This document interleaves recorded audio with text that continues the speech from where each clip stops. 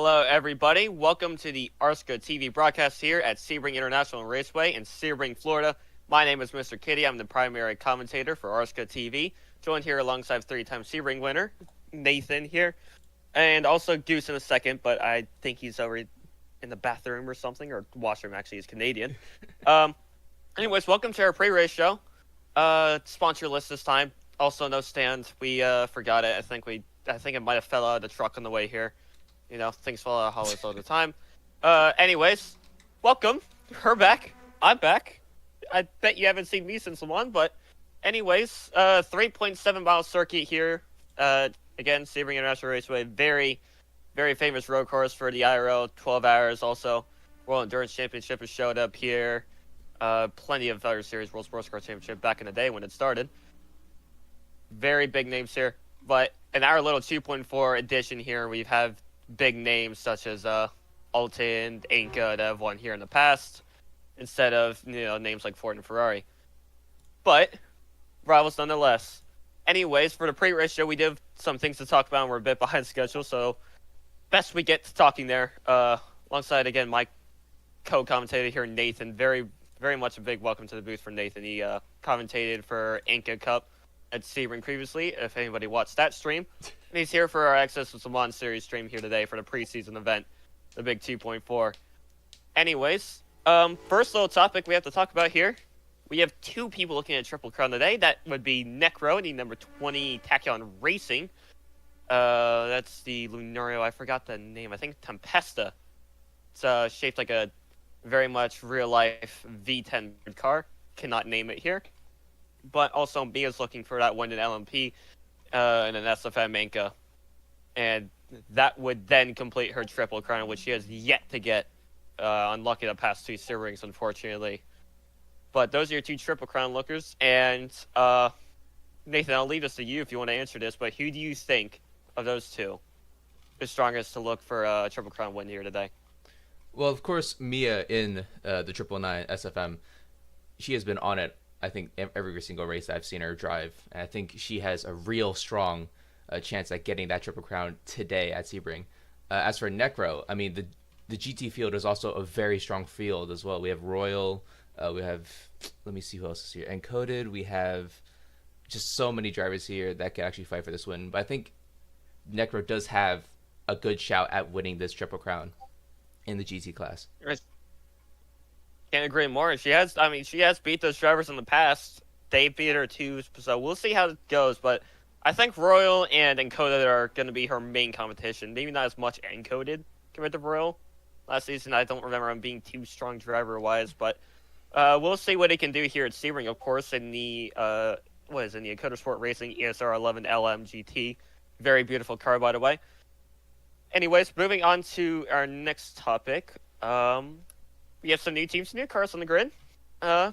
Exciting news as always. In fact, I will say, at least in my opinion, and again, Nathan, you can chime in on this. You've won here plenty of times. Yeah. This might be the most diverse grid I think I've seen in RSCA, and that's not only in modern times, but you can probably say even in old times. Yeah, definitely. I mean, back when I was racing, it was mainly Americans, to be honest. But looking at the grid, there's so many nationalities, so many representatives for really all around this world, and it's insane how global this is. Oh yeah, it is. We have we still have American presence here. Of course, Swift Motorsports is here. Eclipse is another American team. We have a few American teams in the LMP class to mention. But you have everything. You have all walks of life here. It is really diverse, and also the cars are diverse. We have, you have things like the Synchron FLMH. I'm trying to say that Evolution. I'm American. Give me a break, but we have that. We have the Vextras, of course, the Incas, Inorio Kura, High-Techs on the LMP grid. Alton has a single car entry. So that will be very much exciting to watch. Actually, I know I labeled this a different thing, but next topic we do have to talk about. I know we're probably a little bit ahead of schedule, but we have some interviews to do, so we'll have to try chasing them down. Goose, if you're president, please go chase them down. And we have All right, time to go kidnap some guys. yeah, we need Ray, We need Ray, you, and Custy over here in a second. So. All right, give me one moment, and they will be here. Oh, Custy isn't here. I don't know if Ray's in here, but yeah, just go find him. Anyways, what we can see here is we have. It looks like an LMP. It's going to be a fight between 3 different manufacturers, and that would be, it'd be the usual Inca. Again, with that, they have SFM and also the factory entry, with Aiden behind the wheel, the number 036 T76.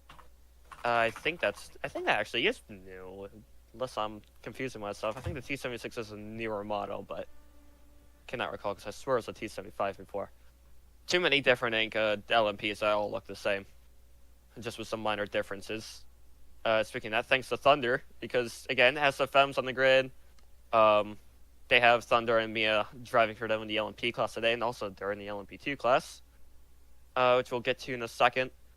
Then, what else? Lunario. Lunario also has a strong presence. They have the 51 and 88, specifically Hunix on the 51.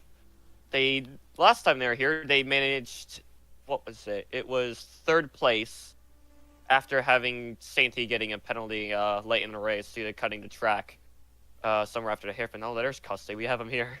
I have summoned him for you. Yeah, they had the Lunario Bimmer back then. Now they have the Lunario Kuro, which is a brand new car. Looks amazing in my opinion. Still, Dimension returning with just another good livery, another 2 good liveries actually. And then again, you have High Tech here. Dimension. I don't think they're poised to win it. They have the 1755 from AR Eclipse, but neither 2 cars have looked too great. And then another thing they have in the top class is also the MSGP. It's the ART 424 is the official name of the car.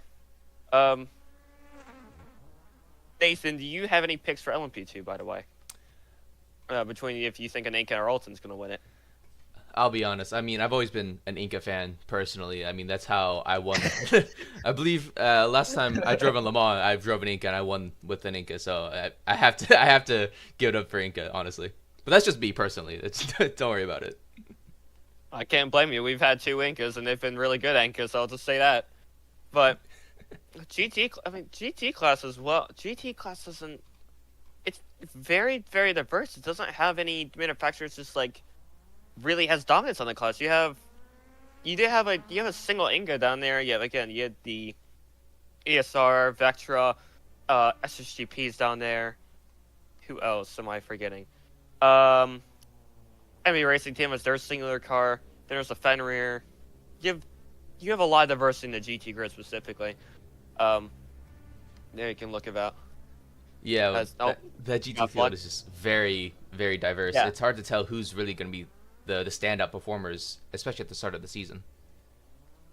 Oh yeah, and again, I mentioned with this race is big for a few different reasons. Again, it's part of the Roblox Sports Car Association Triple Crown, but another thing is that it's a really big preparation race for a lot of these teams that have new cars, new drivers, preparing for the upcoming 12th season of Roblox Sports Car Association competition. It's let me try and think this in my head. The 6th season of HSE competition? Maybe 6.5? I believe it is about 6. I think. Let me look it up real quick once again because they started. I think it's a little more. Yeah, they started HSE, I believe, season 7. So this should be the 6th season of HSE. Wow. Yeah, it's been a long time. Yeah, of course. You started in T-chassis, didn't you? Yeah, I started T-chassis. I did a few races in T-chassis. Won 2 Sebrings with that, and then I won Sebring when they did H-chassis for the first season. And stop making me feel old, man. That was so long ago. Yeah, back when Alton was still actually producing wins. Anyways, damn. Less Inca glazing.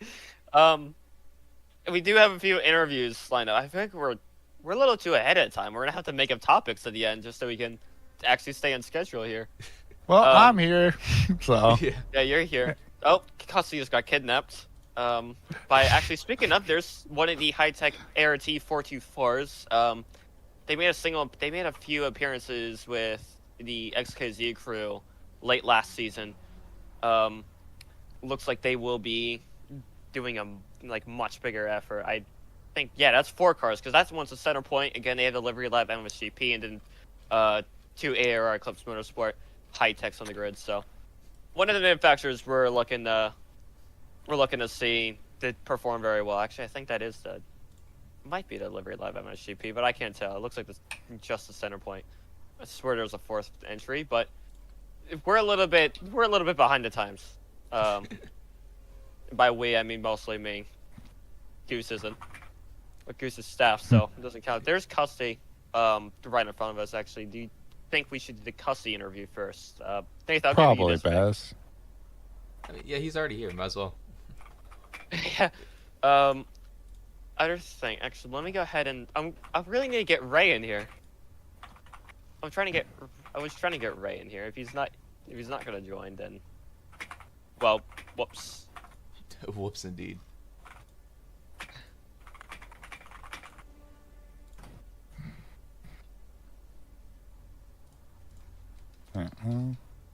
Ray already DM'd. He's unresponsive, so we might cancel his interview, but yeah. But we do have, what is it? Custy in the waiting room. If you want to drag him in here and get him over here with the microphone. All right. Get over here. There he is. Hey guys. That's our man. That's our favorite. Here's our favorite Inca team right here. Oh, we're already far past the bias quota, so Oh no. might as well make a new standard. Custy, welcome to the booth. Good to be here. Yeah. No, it's great to have you back. Welcome back to Sebring, man. I don't know what to say, but anyways, long time. Well, not really a long time no see. We're just here. Actually, we were here 6 months ago. Now it has been a long time no see here at Sebring, but anyways, Custy, this is your chance to finally get a triple crown. Have a triple crown driver on your team again. I assume you have had one before because you guys are way too successful already. But no, we've actually looking for a triple crown one. We've never won Sebring before, so this is your chance. This would be our chance. This is your biggest chance. You have the best driver on the grid by far. In any class, any car she's ever got in here, really, she's been the best driver in that class. So you have the best driver on the grid. Honestly, the best LMPs on the grid, at least in my opinion, in terms of the balance of performance is gone. I'm assuming you feel really good about your odds. In LMP, yeah, we're looking pretty good right now. And then, again, also the 36 car, you have Thundermark, so assuming you get some other, just a few extra stats there, and then, in LMP, yeah, you guys are in LMP 2, which wasn't the change I was expecting from you guys, but did you just feel like you wanted to go back to your roots, I guess? Pretty much. Yeah, we weren't sure we had anybody left who was looking to do GT, so we decided we wanted to go back to LMP2 and try that for a little bit. That's how I felt too, honestly. But going back to LMP2, you're obviously going to be driving today for the number 69 entry, and then you have in sector number 47. Are you feeling confident in maybe a top 3, top 5 finish for either car here? Oh yeah, I'm feeling pretty good about my pace. At least as good as I can be. So I think a top 5 is pretty safe. I'm hoping I can at least be on the podium. That's good ambitions to have. Nathan or Landon, if you have any questions for Custy here. How many seconds do you think Mia's going to win by this time round, Custy? Oh my god. $20 says say it's at 50. least. I was gonna say at least 40, but Okay, that's just disrespectful at this point.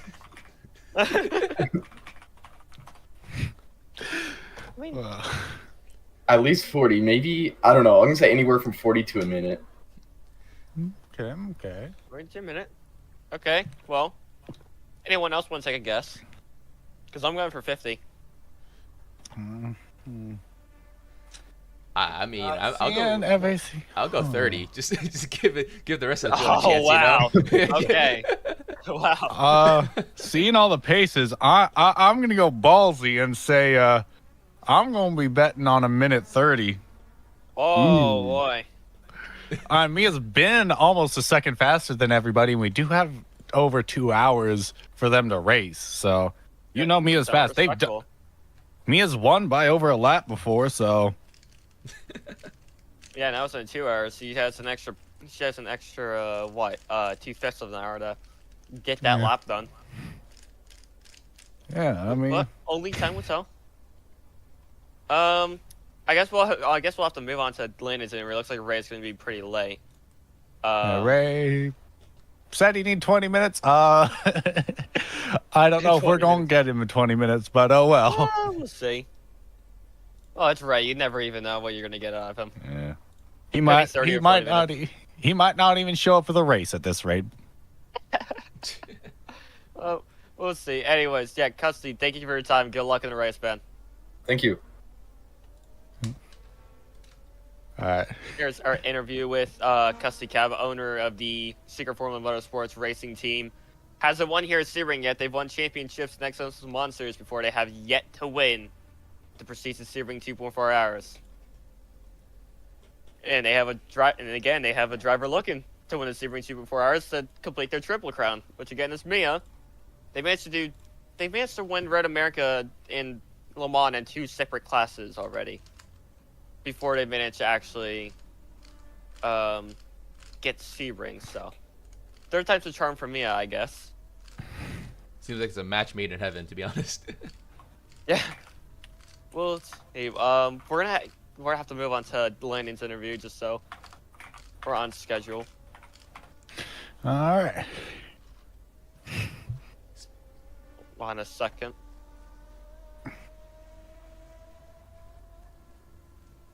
Well, might as well introduce myself. I'm Landon. I've been for a while now. I've been the main scripter for RSCA, and this race I am running the number 920 experimental car as an owner driver. Let's start out simple. Yeah. We're gonna be testing out experimental force feedback on Roblox using a wheel, specifically a Logitech G29. So it's going to be interesting how that turns out. Going to be attempting to race against the GT class cars. No idea in hell how that's going to turn out, though. We'll see. Yeah. So I mean, you literally did just take one of the Inca Almara's, the very famous GT car that's been on the grid for quite a bit. Number 920 now, and basically, again, you basically just added force feedback to it. So, how does force feedback feel? First off, It's bare bones, I will say. Very much, it's bare bones. I mean, you can kind of expect that when the sole surface you're driving on is a single brick plate, because that's what we have to do with these tracks. Because on every track that is flat, we have to put a couple of brick plates to stop bumps, because a lot of track developers leave in these little bumps that send cars flying. So we have that on this track, and so my force feedback is very, very, very numb. I don't feel curbs or anything. who cares about bumps? It's Sebring. Yeah, fair enough. Sebring is bumpy. Remember that. Exactly. We should have kept the bump on the back straight, if you ask me. We should have kept it. The big bump on the back straight. Wasn't it going into Sunset as well, the final turn here? Yeah, I think so. It was like a couple of seconds before you arrived in Sunset. Oh, yeah, and speaking of Sunset, for those of you who didn't know, prior to a recent patch, as you went through along the backstretch into Sunset, if you did it at the wrong time, during a certain time in the day cycle, you'd get hit with a flashbang. I'm not even joking. Your entire screen would be pure white if you had your graphics level high enough. Thankfully, I believe that's fixed now, so no flashbanging the drivers mid-race, sadly. But Yeah, I feel like I remember that a little bit. Yeah. remember in practice, it was terrible.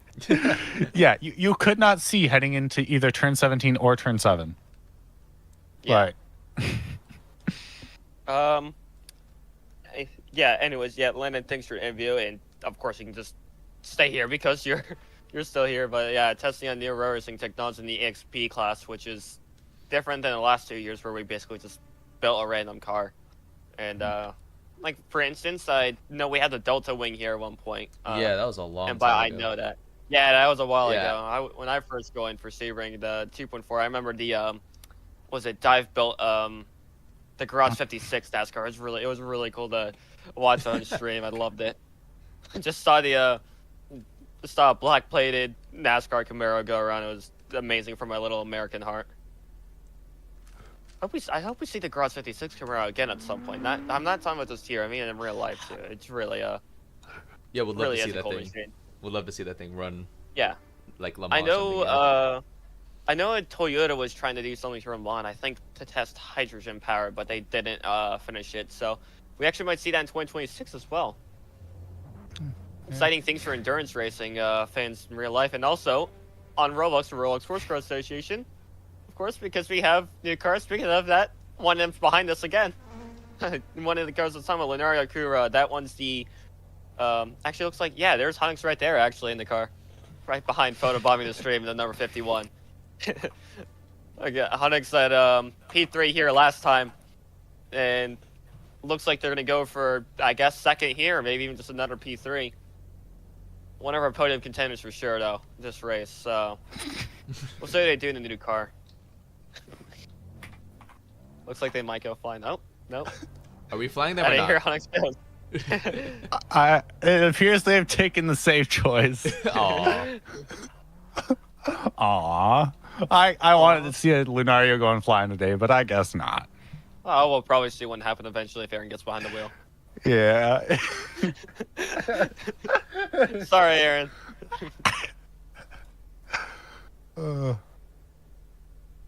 Yeah, but what else do we have to talk about? We have even more drivers joining for some late practice, just a little bit late. 30 minutes to go until the big 2.4-hour qualifying starts. We'll start to serve it down in about 20 minutes time. Taking a look at other things we have to talk about in the pre-race show. Ray isn't here. I don't know if he'll get here in time. Shutdown will actually be in 10 minutes. We've been ordered to do shutdown Oh. 20 minutes before qualifying starts. So Okay. Well, in that case, we do have predictions to get to in a second here. But is there anything else that we want to talk about real quick on the pre-race show? Is there anything miscellaneous? Good luck to the drivers that don't die. Oh yeah. Um, Viewers, see if you can spot the two geese hidden on the track. There's two geese hidden on the track Oh. right now. Around the track. You find them, you get a random prize. You don't know what it is. Are we serious? sounds fun. We'll have to do that. We're seriously playing Duck Duck Goose during the Sebring 2.4 hour. Yes. Yeah, you've already found goose, so go find the two duck. Yeah, let me take a look. Before we do get to the end of the pre-race here, we do have a few things to talk about. Of course, we don't have a. Actually, yeah, Goose, you're driving, aren't you? Yes. Aisha. I was gonna say we don't have a pit reporter, so I guess we'll just have to. Frosty was supposed to pit report today, and unfortunately, he wasn't feeling too well. So Yeah. no We had the graphic and pit everything reporter ready. here. We had the graphic ready here. This is the graphic. We were ready for him. Yeah, He's we just do. not here. Right? Yeah, Rusty said he wasn't feeling well yesterday. Didn't know if he'd be able to make it. Unfortunately, it looks like that's come to fruition, and he will not be here. We'll see. At some point, if he does join, we will have the live pit report thing. If we don't, then I'll just make sure I pay attention to pitch, try and tell you what's going on strategy-wise. It's a little hard to do that when you have all the action on track, though. But we'll talk about that a little more in a bit. Let me look and see, because there's a few things to talk about. We do have the poll awards now, the Lucas Tech poll awards for LMP GT and LMP2 are a thing now. And yeah, we also have the Inca Strategy Masters Award. No graphic for that. Won't see anything like that. But Speaking of, Ray did join, but well, we kind of want to get the predictions here in a second. Yeah, that's true. Yeah, well, yeah, Lynn, you'll just have to tell Ray Ray will just have to wait a little bit because we need to get the predictions here in a second. But we do have the Anka Strategy Masters Award for who we believe had the best strategy in each class. If I can actually talk, each class. There we go. But we'll see how that goes. It's a brand new thing we're bringing this season. Sarah Lully's behind me. I can't remember what he drives, but damn. Yeah, I forget things. All right. I understand. There's a lot of cars here today. There's so many things. Yeah, I have too much to do. But anyways, How do you think I feel? I'm sitting over here prepping for the actual restart. What is it though? Let's get those predictions underway. We have our predictions. Yeah, put those predictions up. Tell me when they're up. By the way. Yeah, they're up. These are your predictions, by the way, not mine. Yeah, these are mine. But I guess we can all agree on them. Of course, I took the 999. I took the 999 Secret Formula Motorsport. Obviously, Mia behind the wheel. For that machine, I took that for our winner today in the LMP class, and also for overall. Over the number 10. That's what I got for P2, the ProVision Powertrains Vector VC P1 Future. It's a really beautiful car. Has a nice interior too. For what I believe from Goose over here, there are some onboards that are inside the car. We'll try and get you that access in qualifying and even a little bit during the race.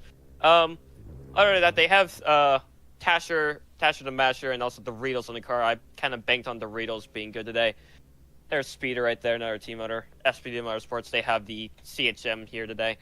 But moving on, we have the number 51 here for P3. Actually, I think they might even get up to P2 ahead of Doritos. We'll see how that goes. Again, Gamer Hugs behind the wheel of the Leonardo Cura LMP from Dimension Motorsports. We'll see how that machine turns out. LMP2, I'm actually a little bit split on my LMP2 decisions because I have the 039 taking the win for LMP2. They have play games behind the wheel of that Blue Force GP Inca. I believe they have the ability to get it done just on play games alone. Amazing driver, really fast. I think he was the driver shaping for the International Sports Car Challenge last season, which was race officiated by Brad, who's actually behind us, also the Sputters God Maker. Everyone go thank Brad for that, by the way. He had to go through a lot of trouble to get that done. Then after I have the number 69, Secret Formula Motorsport, nice number. And then the number 73, Team MSRT. I think Custy's just a bit better than, I think, what they have. Yeah, they have Sylvia in the MSRT, but I think Custy might just about edge out Sylvia for that win. So many people grouping up over here. They're all with us. Yeah, we got the whole RSCA community here, but Hey, who wants to see a flying bacon? I do. But we'll see how that goes. And then moving on to GT, I have the number 9 ProVision Powertrains with Royal behind the wheel, taking the win. I think he has the ability to get it done. Take Vectra back up to the top step with the Hermes GT. Wonderful car, by the way. Also has a nice interior. After that, the number 106 and the number 049. So the number 106 is the AM Speed entry. I actually think I might get third now that I think about it, but I banked on Faint and Lowsman taking second place with the Markland GT. I think they might have the ability to get it done. They might end up third or fourth. We'll see, because of course Encoded actually has a really good chance. I kind of forgot to factor that in, admittedly. Whoops. But who else was it? It was actually, yeah, it's right, Necro, because I forgot about the 20, unfortunately. I think the 20 might actually get there. We have the whole crowd behind us. The crowd, yeah. Number 049, Blue Force GP. That's what I got for third place. I think they might have some. Wait, why did I get? When I remember putting 049 here. I think it's because I made the predictions like before the entire grid was out. Yeah. Because everyone turned their stuff late, so these are a little messed up. I'm kind of backtracking my predictions, but amazing little community thing we have here going on behind us. Yeah. Everyone here. Let me run through. And the white flag for practice is out as we're about 2 minutes till restart. Oh, and let me just run through my predictions really quickly. Go ahead. Yeah. No graphics, sadly, but whatever. I think LMP1, Mia will surely win this one. I think everyone thinks that. P2, honestly, I would think it would be the number 51, driven by Hunix, and P3. It's gonna be a shout, but I would say also it's gonna be the number 10 that'll stand on the podium for LMP1. As for LMP, Also, time for our car to fly. oh boy. As for LMP2, most of these predictions are going to be based off older names when I was racing, so I think P1 will be Custy Cav in the 69, followed behind, I believe, let me get this correct, P2 will probably be the 039, driven by Play Games Morpheus, and P3 a little bit of a shout. I'm going to say it would be the number 50, driven by Riker and Texan Doge, just some old names. Oh. Running. Hopefully they can hold it out for me. Banking on your old heads here, I see. Yeah.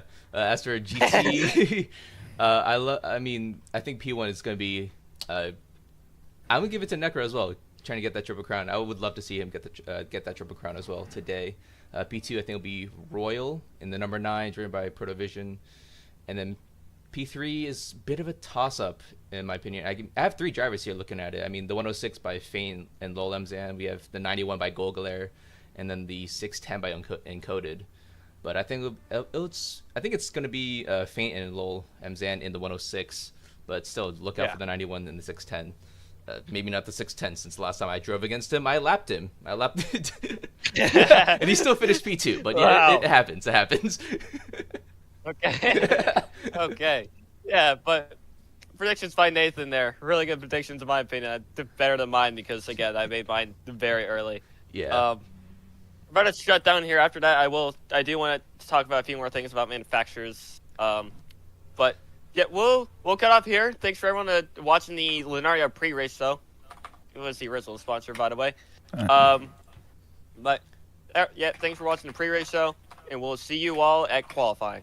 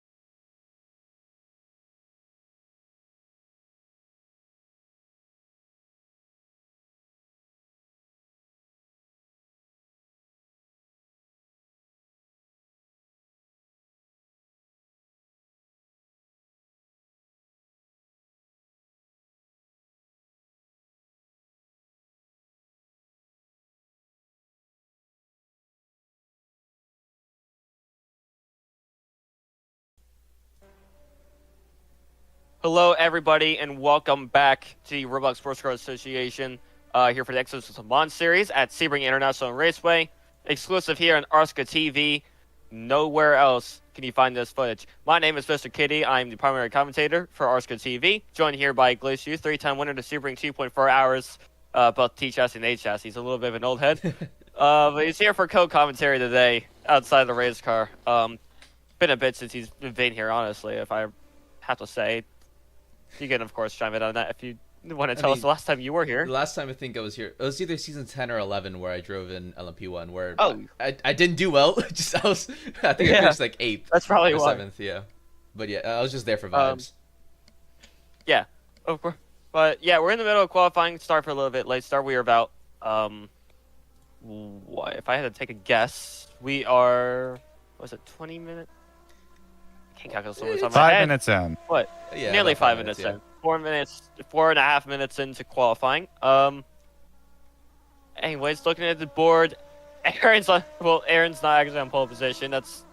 But we can dream like he is. But currently in pole position. I assume it won't be that way for too long because of Mia's presence here. But currently, Jerk Boys actually on pole position at the moment. There's Lucas in front of me, part of RSCO staff right now.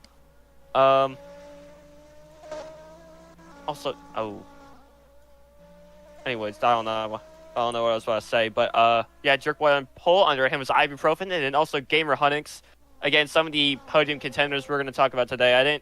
I know we didn't talk about Jerkboy much. If I can even remember what car he's in. Yeah, Jerkboy's in the 15, I believe. The 15, yeah, he is with Protovision Powertrains. Very much a strong team here in RSCA. Right under him is Ibuprofen. I cannot remember which one he was in either. I think this is the number 998. I thought he was. I was gonna say, yeah, he has his own car. No, he doesn't. That's right. He's with Thunder. He got signed by Thunder. A little late. And then again, Hunnix in the number 51. Dimension Motorsports, Lunar Akura. Call me biased for knowing that and that alone, but also Thunder here for the number 36 SFM. And after that, R15 was Odd, which is a name I wasn't expecting up here. But welcome to the top 5. For now, at least, until Mia sets a valid lap. If she sets a valid lap. That's actually with Portimao Racing. So that's a privateer Lunaria Kuru. Lucas fully behind us talking about, I guess, some game to Liverpool or something. I don't know. I don't watch Premier League. No clue what he's even talking about. But, anyways, I don't know where LMP2 pool is. I'd have to assume it's Custy right now. He's actually ahead of play games by about 3/10. Currently in 8th with SFM, and play games was a former SFM driver, and today he's with someone else, the Blue Force GP team, which is taken to the RSCA grid with, I think, 3 cars for the Sebring 2.4, 1 in GT, and 2 in LMP2. We got some new things to learn today, of course. This whole session is hello, Lucas. Buongiorno, Reggiano. How are you doing? Pretty good. Currently in the middle of talking about qualifying, about halfway through. We're just talking about a few new cars, but other thing is to say, I just counted this on the Spotters Guide. We have a total of 16 different manufacturers here across all 3 classes today. Yeah, that's good. Yes, we have quite the grid presence today. Again, diversity. We were talking about that earlier. The diversity of the RSCA grid, not just nationalities, but also the manufacturers and even the tires. The tires don't have any effect on the cars, but there are different tire manufacturers here. I think I counted 9 last night. Like very late last night, I counted 9. Of course, you have the Internationals, Fusion Knights. You know, they're probably the 2 most popular in the grid. But there's Hancooks. I know Thunder's running Hancooks, and so is what's it called? M-Speed. Well, M-Speed's running Fusion Knights, but also Hancooks. They're running 2 different ones. All the LMP2s are running Internationals. I believe that's required under regulation that they run Internationals. Then, of course, also Michelin's another very popular tire choice. Just to mention, AAR actually, AAR tire is another one sponsored the AAR Eclipse Motorsport team. So they're running their own tires. I believe that and Luna are the 2 teams running AARs, and then there's they're on Mars, but there's also Goodyears for the number 59, which is SPD's Racing's CHMC2. Really lovely Camaro-looking car. We take a look. There's also Avix tires and then Vectras, just to go down a run of them. So quite a bit of different manufacturers. We'll go ahead and actually take a look at qualifying. I want to see. I want to see some cool onboards. Hold on. Well, it's only 6 minutes. I mean, I'm trying to take a look at because I know. Oh, all the onboard cameras are driver they're perspective. working? Yeah, they're all driver. No. They might get some hats and hair in the way, but yeah. Actually, it's a Wow. it's a very loud onboard for the for Thunder's car. maybe It is we should insanely loud. remove Thunder Hat Racing- Tool as well. Yeah, the Thunder Racing Remove more hats, TA01 yeah. is insanely loud, but if we want to take an onboard of that, it has a pretty clean onboard. Again, it's just Jeez. really loud. I will My say he did ears. pride himself over that being a loud V10 when he told me about doing that. So It's a V10. I remember everyone It's supposed complaining to be. about the noise, but well.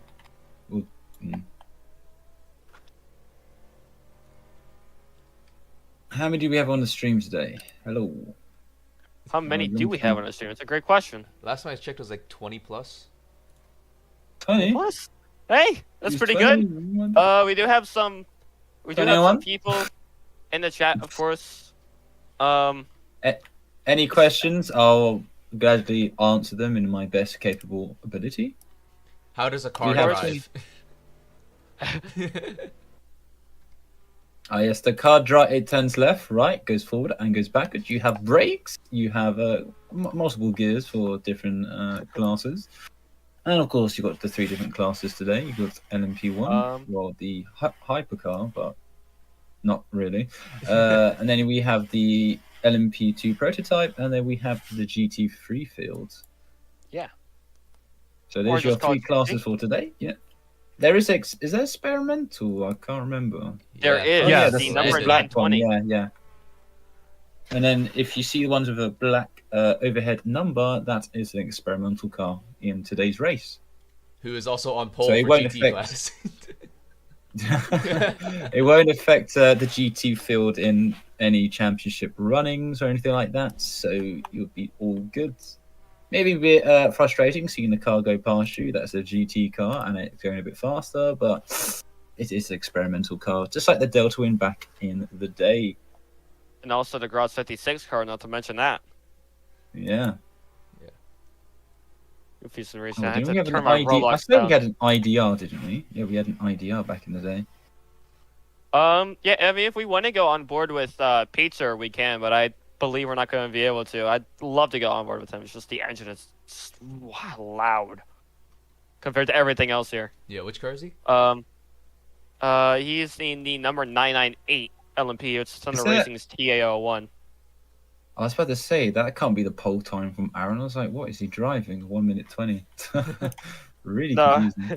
The purple lap car, which was introduced last season. I was like, because, there's a 7-second gap there. I was like, Wow, that is. yeah, it's the I got really confused for a second there. Yeah, the Yeah. purple lap car was introduced last season due to the purple lap lag. It was meant to mitigate Yeah, that, yeah. and so far it's done a pretty good job for qualifying, at least I'd say. Which was, by the way, posted in the RSCA suggestions channel by a user I cannot recall the name of, but just to mention that, if you do make a decent suggestion and people believe it's a good suggestion, the staff believes it's a good suggestion, you might just see it in RSCA. And that's an example of one of them from the community. Bring helicopters back. I don't think we could do that one, though. you know Alex is We got hanging me if I let that touch the game. Yeah, Lucas, we got it. sorry. We got in serious trouble with the I don't know what Belgium's version of the FAA is, but we got in serious trouble with them.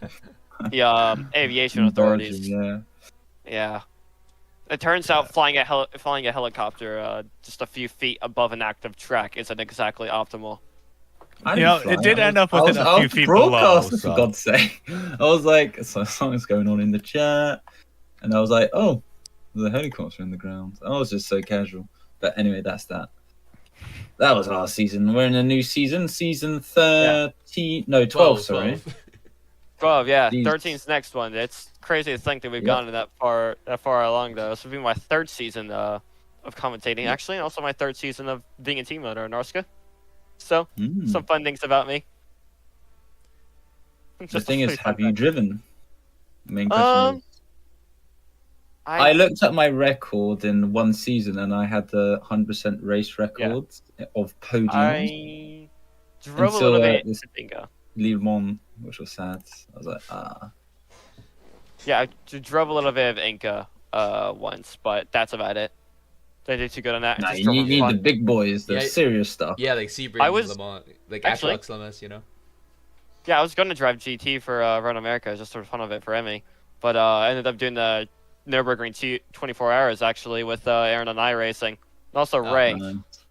Aaron is speaking of that, Aaron, which is engineer for Tutor Leonardo Cruz today, over for Dimension Motorsports. Also, he's owner of AAR Company, on the sponsors of RSCA TV. And then Ray is the entrant for Swift Motorsports. I don't think he's the actual owner, but he's one of the drivers and also one of the entrants for Swift Motorsports. Who are with the 44. Yes, the 4040 Wombat Vectra PV002 LMPH. Mouthful of a name, which is kind of usual for Wombat and Vectra. At this moment. Right. 3 seconds remaining on the timer. Yes, So we just missed everyone that. crossing the Mia line. currently on pole. We'll see how that turns out for the end of qualifying. I'll tell you, yep, we have the block out here. Yeah. So just like they do in Watch real life someone in come across the F1, line. they whip out the block. Yep. Yeah, a big block to stop them. Yeah. There's a massive block. Mia, personal improvement to a 27.023 for the LMP class, 6 cents ahead of Jerk Boy, which is he's in his final sector right now. We'll see how this goes. A second, Honix currently in P3 that wasn't able to get a valid last lap in. It was a Pizza in P4 with a 128.007, although they've had a sector 1, so I guess they're currently on their final qualifying lap. We'll see how that goes. Doritos in P5 with a 128.1. So the top 5 separated by 1.1 seconds, which fairly sizable margin, but remember, these aren't exactly real-life professional racing drivers, such as Roblox. At the end of the day, it is Roblox. Please don't take it too seriously. Had some people do that in the past, unfortunately, and those people are no longer in RSCA, to say the least. Oof. Anyways, They've what else? We have Moldavak Thunder, Chase Oblin, Aiden, RTA. Also finishing out your top 10 for the LMP class. Moving down. Let's look. There is, Play Games. Currently, actually, we've had 14 LMPs make a valid qualifying lap. After that, Play Games, 2003, Custy, and Gosha make out your top 3 in LMP2. That difference is 0.6 of a second, just around 0.6 of a second, actually. And if we go down a little bit further to the GT grid, I believe that is Necro on pole. Yes, by 0.27 over Lomzan, which is one of the podiums I predicted. Ice Quixie is a GT car, number 21. Is that correct? Oh, yes. I think. Let me go look in the thing. I'm looking at him. Yeah, he's the what number car 21. is that? I have no idea. What? Never heard of him until now. What a statement. All right. Surprise pole position by somebody. Wow. Incredible. Yeah. Hey, but you know what? That's the... Oh, yeah, by the way, hey, Landon, make sure you transfer Rossi, and I guess he's coming for pit report. All right. Here it comes for you. Yeah, but surprise for the 21, but that's the beauty of row racing. Sometimes you get surprises that. Same thing with real-life racing. You get surprises like that in general. Rossi's in the booth. He will be our pit reporter for today. Just to introduce him. No, he wasn't here for pre-race. We might try getting Ray in the middle of the race. I'll just have to send Rossi down there. But let's got Lucas here. Actually, Lucas, since you're here, just so we don't bunch up the booth too much, do you also mind going on pit report? Huh? Sad times. Unless you're going friend. to go to race control. Yeah. I don't want to bunch up the big booth too much for the 2.4 because I have a little bit too much energy. I feel like I'm gonna I feel like I have enough talking. Oh, that works. It's good to have energy at the Bye, start. Lucas. Near the end, we don't have that much It left. is. Yeah, last season, I remember it kind of died out. But I only have one. This is my only Red Bull, by the way. After this, I have a few coffees in the fridge actually. Remember, it's to have a little hydration. Right though, but that is qualifying. Again, like I talked about, the line versus this grid. I'm gonna emphasize that a lot. It is really amazing we have this much diversity, and honestly, these such amazing drivers. This is a really competitive grid this season, in my opinion. Should be Mia's last race, not to mention, at least last race on there as a full-time driver. After that, I don't think we'll see her for season 12, but never know. We'll see how that goes in general. Looks like everyone's going to go line up. We'll give them a little bit of time to line up. We will go on a short break here, just so we can regroup ourselves, figure out what we're doing. We will see you all down at the grid.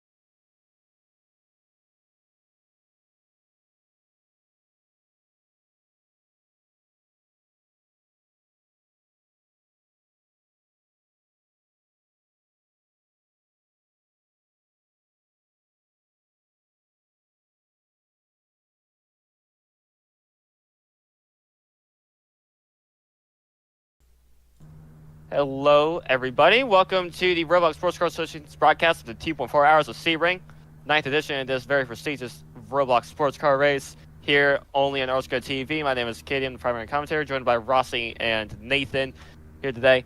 Just getting ready to do a little grid walk here. Go over our grid. It's going to have to be really quick. We're supposed to get an interview with Ray. We might as well honestly, we'll see if we can just about shove it in, but so everyone is staying in front of the cars. Alright, let's just get going. Anyways, as you see, we have a bit of a gap here at the front. That's because this is where Mia's supposed to go. In the, I believe it was the 999, wasn't it? Yeah, it was. Yeah, the 999 SFM Inca was supposed to be here. Mia's having internet issues, might not even make the start, which would be an unfortunate third time in a row. Mia's not able to even attempt for a C-Ring win. Honestly, might end up just being the best driver to never have a triple crown. But we'll see how that turns out. Anyways, right back here, T-Jerk Boy in the number 15. Currently, provisional P2 after qualifying here for Vectra. Really great result by them. They're going to be fighting for the front here today. And right behind, they qualified the same position they finished here last year.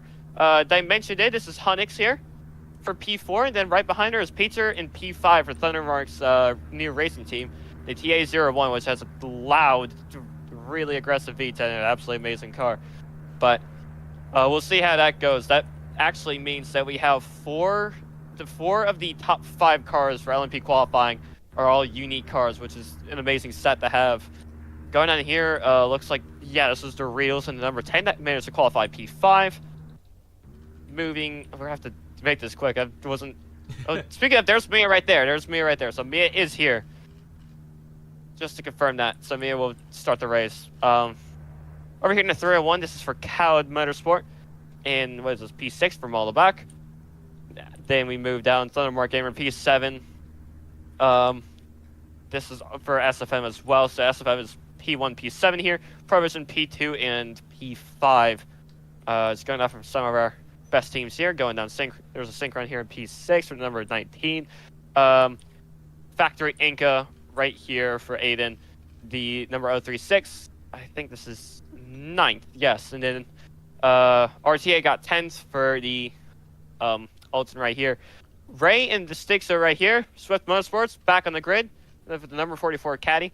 They are in P11. We'll get to an interview with them at some point. Might not be the start. We were supposed to get them pre-race. Things get mixed up. Well, I'll make sure I get this done. We might get the interview in just in time before the anthem. Number 362 Lunar right here. And what's this? P12, I believe. P13. This is the 88 Dimension Motorsports Lunar Kuru. Not Kuro, Kura. A little bit of a difference. Then back down here, this is P14 for the AR Eclipse Motorsports. Their new high tech that they managed to get. Number 17, Lutzer Let Me, taking this car for a 2-driver attempt. And then number 90 right back here for P15. One of Lunario privateer teams. Giving me a little wave. Moving down, LMP2. We have the number 039 with a familiar face, Play Games, taking pole position to LMP. This is sorry, an LP2 in this Inca. And actually, that means it'll be an Inca 1, 2, 3 in the LMP2 thing. Really nice job by these drivers. Actually, really talented Inca drivers in general here, because you have Custy and Gosha behind them. The 69 SFM returning to LMP2. Then Blue Force taking their pole in their debut race. Really great job of that effort. And Gosha here for the number 66. It's a Fat Turbo livery. Really nice livery done by, I believe, Gosha himself for Pretoria Racing. After that, our first ult in the LMP2. Lance Simmons drove this thing up here. I cannot recall which one this is. It's the 045. But anyways, I definitely did misjudge the things. But Mahalt Motorsport right here. Here's Sylvia saying hello again. This is number 73 car right here. That will run off our top 5. This is Team MSRT's number 73. Ralton. Moving down here, we have the 47, another one of the SFMs. Number 029 LMP2s for Blue Force again. Let's go Trolley right here. Also saying hi on my little walk down the grid. Number 360 right here. Believe it might be their debut race for a Relux Russian team. Then we have we have a really beautiful livery here for the Husky Chocolate. RXV giving me a little wave. This one's the 089 entry for VCR Endurance. I believe it's a Cuban flag. I'm gonna get shot if I said that wrong. Number 39 right here, right behind him. And also one of the AR Eclipse cars. This one's Cho, number 71. It's a lot of Incas on the grid I'd see today. Right here in the number 50, this is for Calvin Motorsport. Both these teams have AR sponsor as well. One of the sponsors of RSCA TV. Probably the best livery in the grid, and by probably I mean not even close. Look at this thing, 067.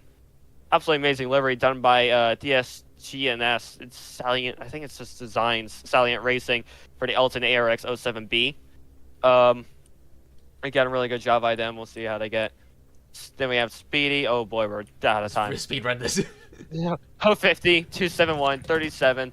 After that, we get to the GT grid, which EXP of 920 of Goose in front. Then after we have the 21, the 20, and the... Which number is this? The 106. And again, I've run out of time. We will move up here. We do not have time to do this. Mia's still having connection issues. Please rise for the national anthem.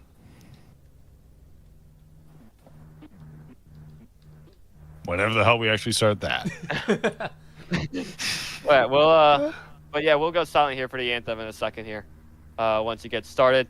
I wish we could have done a proper grid walk there, but I basically but everything literally just happened. I'll explain it at some point in a race, maybe. If we have time for that. We have a lot of things to talk about during the race. Also, just want to note that flag was not Cuban. That was Puerto Rican. Yeah, there's gonna be a lot of mad South Americans for that one. Not even South American. They're... I know. I'm just taking the piss. I'm ready to piss people off this stream. Let's do it. Just call it Puerto Ricans Cubans and Cubans. Great. First thing I have to say, Inca's better than Alton. Let's get this anthem ready.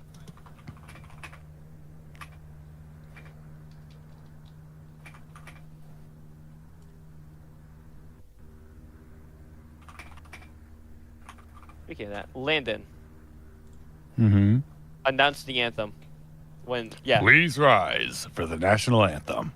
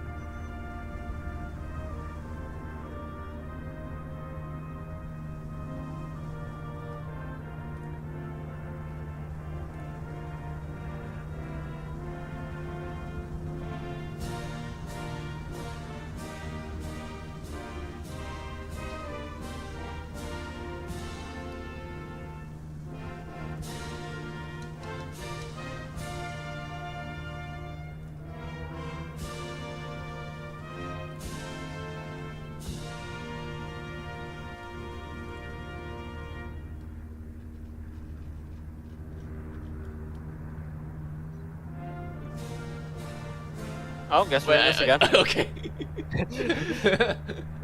Beautiful rendition of the anthem there. I can't remember. I don't know the group that would have done it. Either way, that is the anthem. I believe we can... Do you think we can actually sneak in a few different things? Oh, no, it's Never mind. It's room time. All right, let's not get run over yet. Mia's just still attempting to join. We might not get a Mia. Well, Mia's trying her best. I can see Zero Denial moving back there. One of the Pro Division drivers. We'll see. There's Mia right there. Because Mia looks like they just had a concussion. That, not to confuse it with medical condition. That is, that is what it looks like when you have when you're having internet issues. Not genuinely bad internet, but just internet issues in general. Can happen to anyone, unfortunately. Anyways, that means we should vacate the grid. At the moment, if we want to. Yeah, let's go. Let me run. Wait a minute. I got 3 things to say. God bless. God bless our troops. God bless America. And gentlemen, start your engines. Oh, Don't think they're doing I guess that. what? They don't want to waste fuel. I have good news. I get to drive the safety car. Oh, You do? great. Yes.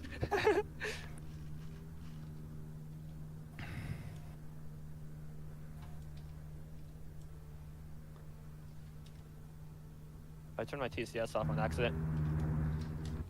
Just do this real quick. Get me out of here. And you get out of the road.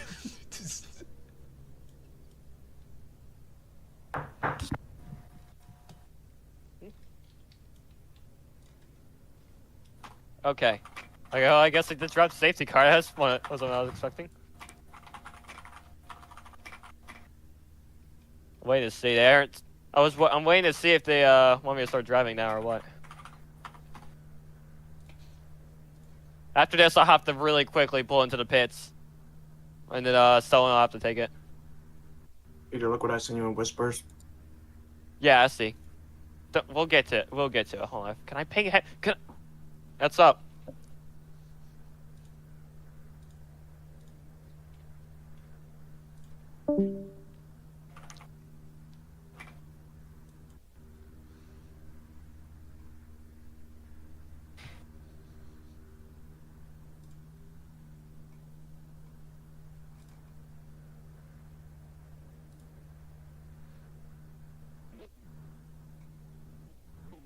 All right, Here we ladies go. and gentlemen, let's get this going.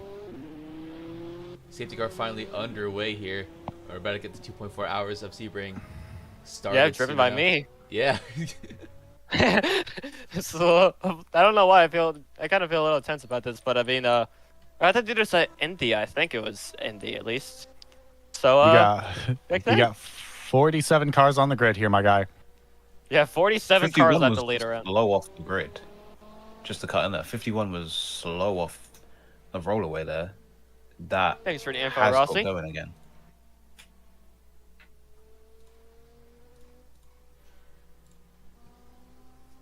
I assume I'll pull off when I'm on the Ullman straight, correct? I believe so. They'll probably just tell you to run away with it once they can. Yeah. Yeah. Oh, and we're lagging, so it's hard to tell where the fuck the safety car's going. Hey, no swearing. I'm in the yeah, Landon. Oops, don't scream at me. sorry.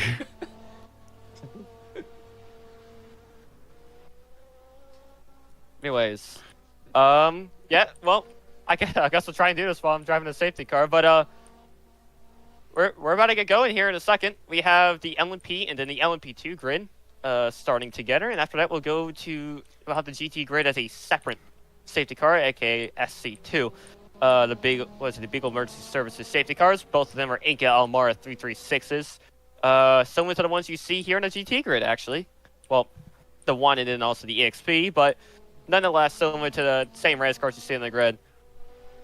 Another example of technology from the racetrack going right back into the production cars, as has been a usual case in the motorsport, for sure. Mia will actually lead us off at the start. We didn't know if Mia was going to start or not for the prestigious 2.4-hour race. Yeah, well, she's here now. She's ready to get going. Yeah.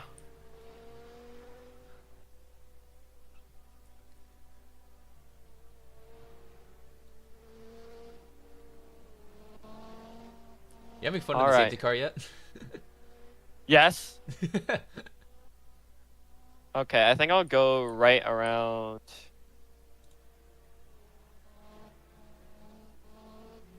I'll go here. Still waiting on word on where the start zone is. We'll see it. Don't worry about it. Y'all better tell me quick, Yeah. because I kind of need to know. It Because I'm is, I think, around the bridge. We'll find out in a second here, as it looks like everyone's going to come to the grid here. Right, we are green flag at Sebring for the 2.4 hours. It's going to, if I could get up there real quick. Fast start. It's going to lead us off on pole here. As per usual, Protovision and then Lunario right behind her for with Dimension. In fact, they're competing for a top 3 already. Gonna see how many of these drivers get a good start, how many of them don't get a good start. Start isn't everything here. Remember, you have 2.4 hours. LMP Grid's shooting right away. We'll see as the GTs look like they're about to get going. If I can remember who the it was Ice Quick C. Yeah, well, technically Landon, but taking a look at the GT grid behind us, they are about to get going. Looks like GTs will get the green flag around now. Shoot off, see if any incidents happen there. Lucas waving the green flag right up there. Right, great job by the RSCA staff to get this race going, by the way, for us. And also, if you are just tuning in now for the start, welcome to RSCA TV. We have just started the RSCA Sebring 2.4 hours at Sebring here.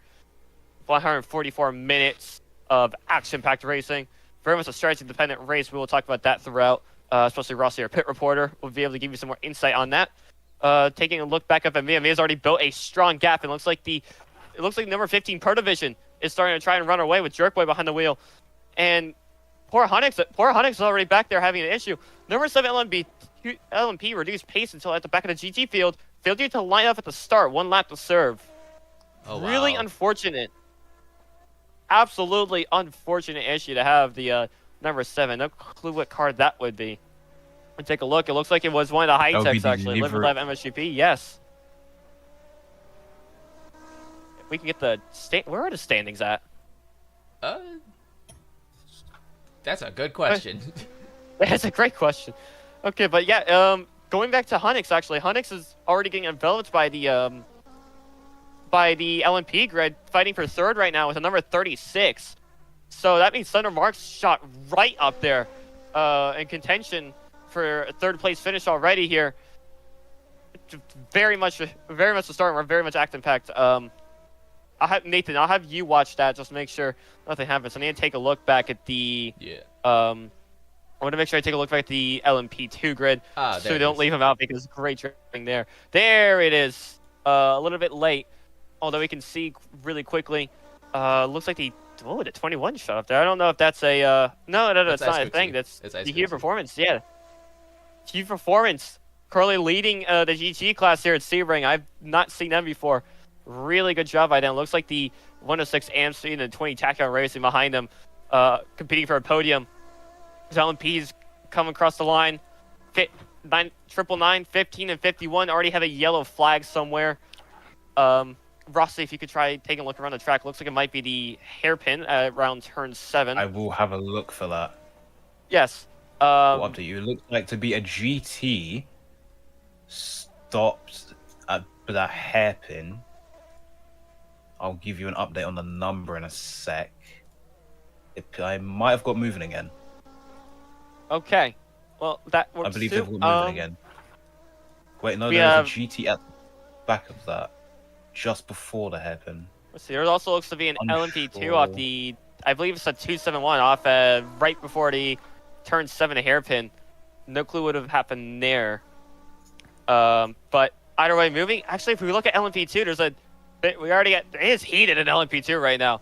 Gosha may have been 7 temps across the line up on the Mahout Motorsport number 045, but it does look like he has everyone hot on his heels right now. So LMP2 will be really interesting to watch for sure. As this race does develop. 271. Ace Quixie's running away in that Fenrir right now. I know Goose talked about that the BOP wasn't exactly the best, and unfortunately, it does look like that's showing. I believe I see Royal back there looking for P2 at the moment as well.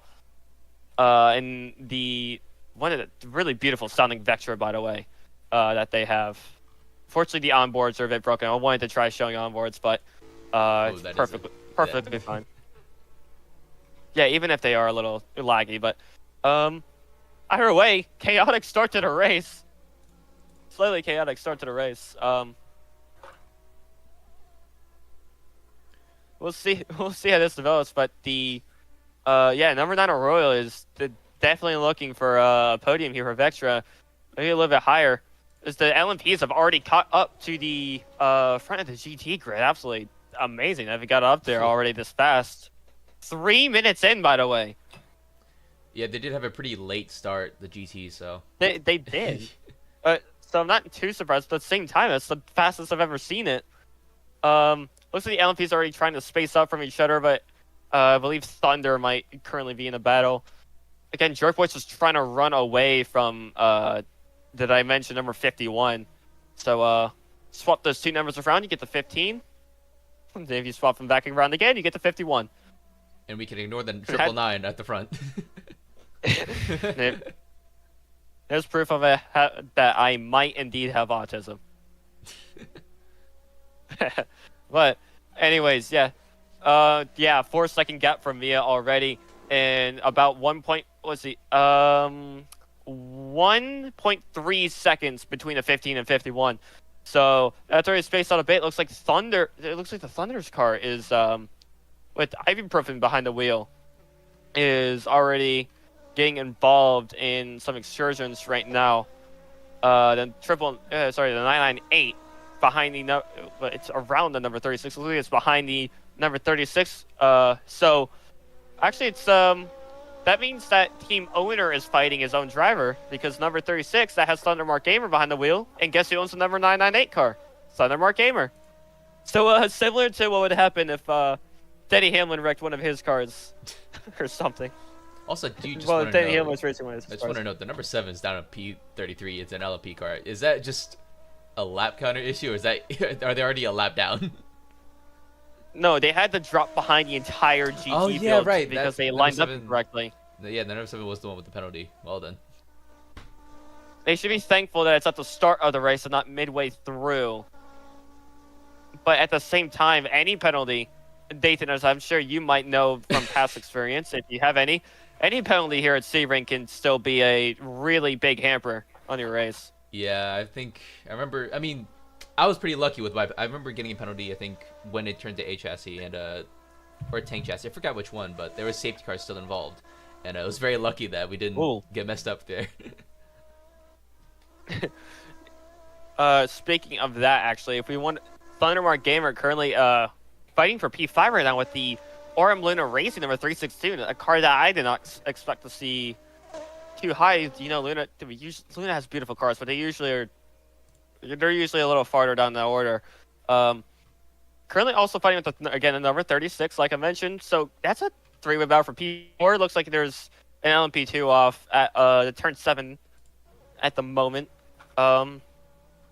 Actually, we should let's take our attentions up to down to LMP2, because it looks like the 039 and number 66 are having quite a squabble. They were separated by what, 0.005 of a second across the line. Sorry, I completely misread it. It was not 0.005, but it was 0.005 of a lot. Yeah, it's 5,000. Let's go check it. Yeah.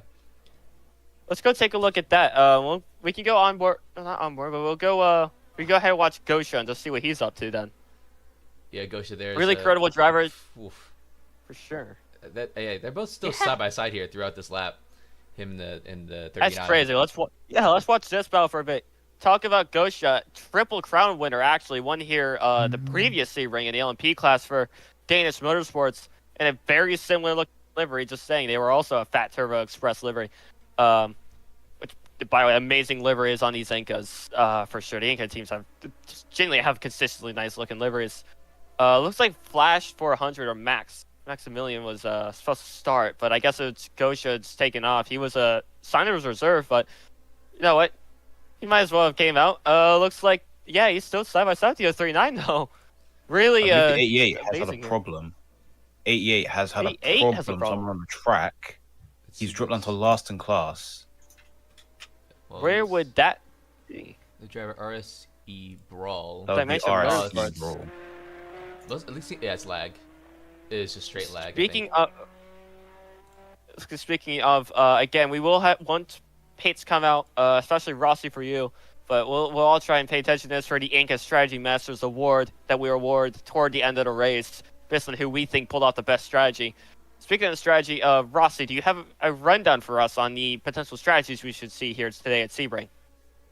We're gonna see some potential, or a lot of two stops here in Sebring, especially around the LMP and LMP2 fields. Some teams might opt for a 3-stop though, taking it safe. 2-stop, if you just save that little bit of fuel, try and save the tires, not push the fuel too much. You can make it on at least between 2 to 3 stops. GT wise, they should be confident to make it around 2 to 3 stops as well. But some teams will probably try and push their luck. Notably, for example, the Dimension guys. They're known for pushing their luck in that strategy range, especially Hunex, with a quick thinking intuition, trying to get that next gain on a competitor. For this instance, that'd be the 15 of Protovision.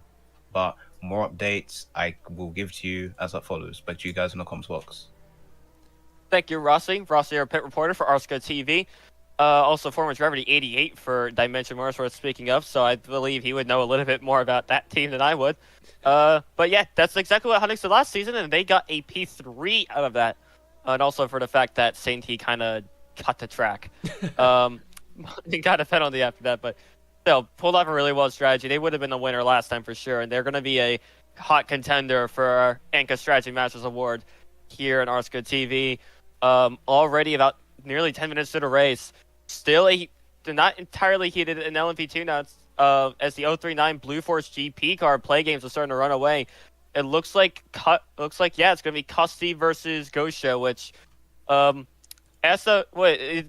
is kind of familiar in a way because, you know, Custy owns SFM, and usually Gosha was actually, I remember specifically in Season 10, it was between SFM and Danish for the championship in LMP. And of course, it was Danish that managed to do it. Yeah, Play Games had unfortunate second half of the season, just disconnects, all sorts of issues, really unlucky gremlins in there. Not to discredit the Danish drivers, but both teams really excellent in their own regards at the time. That was an amazing LMP season, honestly, in my opinion. GT was also pretty good that season, but this season, 2 seasons now ahead, because it's season 12, not season 10 anymore. It's Gosha versus Custy now in the LMP2 class. Speaking of that, side by side here into the Sunset Bend. Really famous and hard corner to get, so we could see someone get the conveyance. Looks like it's going to be Gosha out of here, just barely as they come across the line. Yeah, look at that. 0.4 of a second separating them. Looks even closer visually. We'll see. It looks like the 271 stopped on the and they're having an unlucky day. Just a bunch of issues for them, unfortunately. But we don't have time to talk about too many issues. We have the rest of the race to look at. A whole 2 hours. Currently. Yeah, a whole 2 hours. One car, I mean, it's not entirely a big thing, but there's a 9-second gap between the 036 and the 17. The 17 started all the way, I think, 14th or 15th at the start and moved up to 11th. Just looking at some cars we've had moving up. I believe the Luna, I believe the rest of the grid's kind of in. We'll have to ice Quixie. Like, yeah. Speaking of, where is all the way down in Quixie? P9, I think, for the GTs. He's from P1. Oh. Unless it's a We've ticker had error. some. It's probably a ticker error. At least No, it's I'd not. hope it would be. He's not. He's not. He's lost 9 positions out of nowhere. Wow. He must have went off somewhere or I something. forgot to pick this up a little bit earlier. I noticed off of the last corner, I believe they must have hit a wall. Or No, it just looks like he got spun black down that screen corner. from what I'm looking in chat. Oh. But That is unfortunate unfortunate. issue. But yeah, can't really do anything about that. Again, it's really unfortunate. But other things to look at. Again, we have the LMP2 battle, which, to be fair, the top 3 is still not too separated. So it's not. Don't put it beyond you that Blue Force is going to run away with this. We of course have, we've only gotten 12 minutes done of this race. Absolutely amazing first 12 minutes of the race, by the way. LMP2 class starting to really show its colors. I remember a few seasons ago, LMP2 really was just stagnant. Honestly, last season wasn't too much to talk about either. It's basically just Artec winning the whole thing. But looks like they've improved this season a little bit. For sure, the LMP2 class. But that's because you have a lot of you have a little bit more experience down there. Usually it's a more amateur centered class. We tried showing them, but you have so many things to talk about during the race, so many things to show during the race. But yeah, we'll try showing the LMP2 class a little more. A lot of amateur drivers on there, new teams. It's a much easier class to enter. It's the easiest of the XLMS class to enter, honestly. So if you are interested in getting a new team for the upcoming season, or for maybe the next Sebring when it comes around some 6 months from now, then LMP2 is honestly your class to go. Definitely the easiest for the brick cars. They're quality. You don't have to get manufacturer approval. You just have to get approved and then go ask. Make sure you ask the owner for an LMP2 card. That's how they check your activity. Just to note that. But other than that, that is kind of an LMP2 rundown. A lot of teams genuinely have started an LMP2. Honestly, again, SFM, which are multi-time champions by now in a few different classes. If I remember, at least I think they're multi-champions. I know they, of course, they had the LMP championship last season with Mia behind the wheel of that. Speaking of Mia, currently leading by 8 seconds. They started in LMP2 and they're back to LMP2. So, guess it's just back to the roots. Yeah. Also want to note, I think the Proto Visions also started in LMP2. I think back in season 6, around that time. At least that's when I drove for them. And that's when they first entered. But yeah, that's generally my point. LMP2 is like the class to start in, and after that, you can either go to GT, or you can just take an LMP2 and GT. Then after that, there's also, of course, LMP. If you want to do that, we have a yellow. Ooh. Not sure what that would be. Frosty, if you could find that issue, maybe. See where that is on track. Trying to find that out wherever that I saw may be on nothing the in turn track 7. as of right now. Is it the 271 for LMP2 all the way down there? 271 has been cleared. I Okay. think the 271 has been No, cleared. they're out. Yeah, they're in turn 1 right now. The car is the car clearly That is not in its usual configuration. What does that mean? What do you mean not in its usual Technical configuration? difficulties. That might be a retirement for the 271 team. Might be a retirement. The Eclipse Motorsport cars, the 271. They brought a total of four cars. One did not start. Just to bring that, it was the number 55. They have a new high-tech backing and also the AAR tires on them. Again, I wanted to get to talk about this during the race, but a lot of tire manufacturers and a lot of car manufacturers. Total of 16 different manufacturers present here at Sebring and on full display. Where else would you want to really present yourself as a manufacturer, honestly, but here? And again, 9 different tires, which is, incredible. You wouldn't really think about that, but people bring their own different tires. They make their own tire manufacturers. Again, like I mentioned, AAR, Avix is another one. The 3 popular choices are Internationals and Fusionites, partially Michelin's. Quite a few teams do take Michelin's, but Internationals supply the entire LMP2 grid, and again, Fusionites are a popular choice for the GTs and LMPs. Again, International, like I said, there's some Michelin's. I've seen the Michelin's on a few of the high-tech cars. I believe Swift might run Michelin's. I cannot recall. If I take a look at Ray, actually. Yes, they are in Michelin's. There's also the Vector tires, which do not confuse them with Michelin's. They are not Michelin's. They look like the Pilot Sports, but they are not. And there's also Goodyear's on the SPD racing car. Just to go through some different things. We have a really diverse grid this year, but anyways, we're 15 minutes in now, chasing the 2 hours to go marker, which 2 hours to go is a long, long time from now, but that isn't a too far familiar race distance for XLMS. Usually we have 2 hours and 90-minute races littering the calendar all throughout. In late season, we have like shorter races. I guess Alex just gets bored late in the season, but I wouldn't understand why he would. Anyways, just trying to think of more things to talk about so we keep the momentum going. Nathan, do you have any topics to talk about? Yeah, one of the drivers for the 362, Darth Antelo and his teammate Durio, their pit box is actually made from a real life sponsor, thanks to Antelo's part. Oh. If I can find where the driver for the 362 is What? on the spectating screen. It's the 362. Yeah, go ahead. The 362, that would be...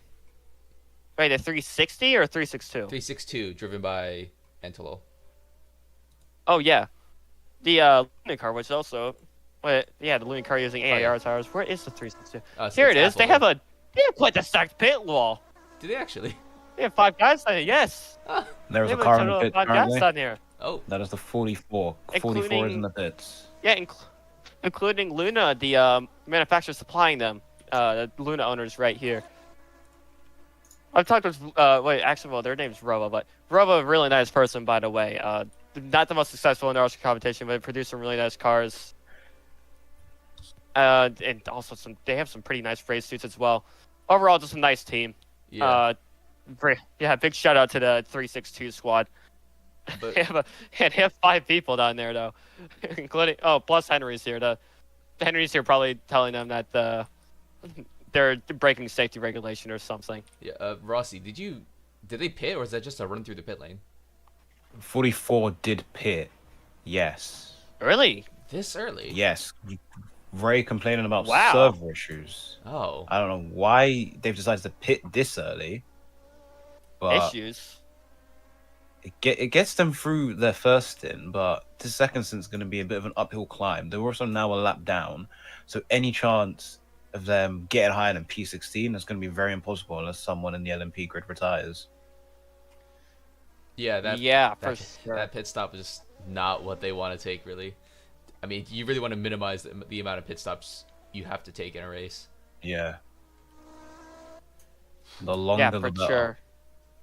Again, as I mentioned, got P3 last year, and that's how they're looking for probably an improvement on that now. They're currently 3 seconds off, so they're maintaining pace with the number 15 ahead in the pro division, but they're gonna have to definitely make some strategy advantage work. We'll see how that, of course, turns out during the race, but they're gonna be looking at a 2-stop for sure. My voice, I can already feel that. I've used a little bit of my voice over the past 2 hours of the stream already, and we still have 2 hours to go. But It's gonna be a long we'll day. make it through. It's gonna be a long day. Yeah, and we have the of course the post race show over here. Actually, I mean if we want to Rossi, I'm down here in pit, by the way. Just taking a look at who's down here. I can see Doritos and Zero Denial down in the Pro Division box. I see diving around one of the RSCA TV owners. Here at the number 20, Tachyon Racing pit box. Also Henry, one of the race officials for today. Actually, who are all our race officials? Because I know it's, of course, Henry, Aaron, and then Lucas. I don't know if anyone else is Is Brad still here? doing race direction today. I believe have it's no just them clue. today. I believe so too. Let me Gotcha. look. No, Uncoded is the developer technically. He has the little hammer on his thing, which I didn't notice before. But there's that. So thank you to our race directors today for putting on an amazing show for us. Just remember, of course, we can't get the race going without some race officials here to officiate it. Let's see what else is here in the box. There's not too much else in the box, so I'll stand here. I got Aaron greeting me down here, giving me a little wave. Give a wave back. One of the race officials. What else? Looks like take a look at LMP2. Let's see where Play Games is at, actually. Since we're at it, where did he go? I always get lost in a spectate menu. Yeah, this it's hard to navigate the spectate menu, but he's still leading off LMP2. He's going through the straight into the hairpin. Okay, where is Gosha? Oh, I see. So it looks like Play Games is starting to build quite a gap. Although Gosha versus Custy isn't exactly done yet. They have quite a bit longer to go.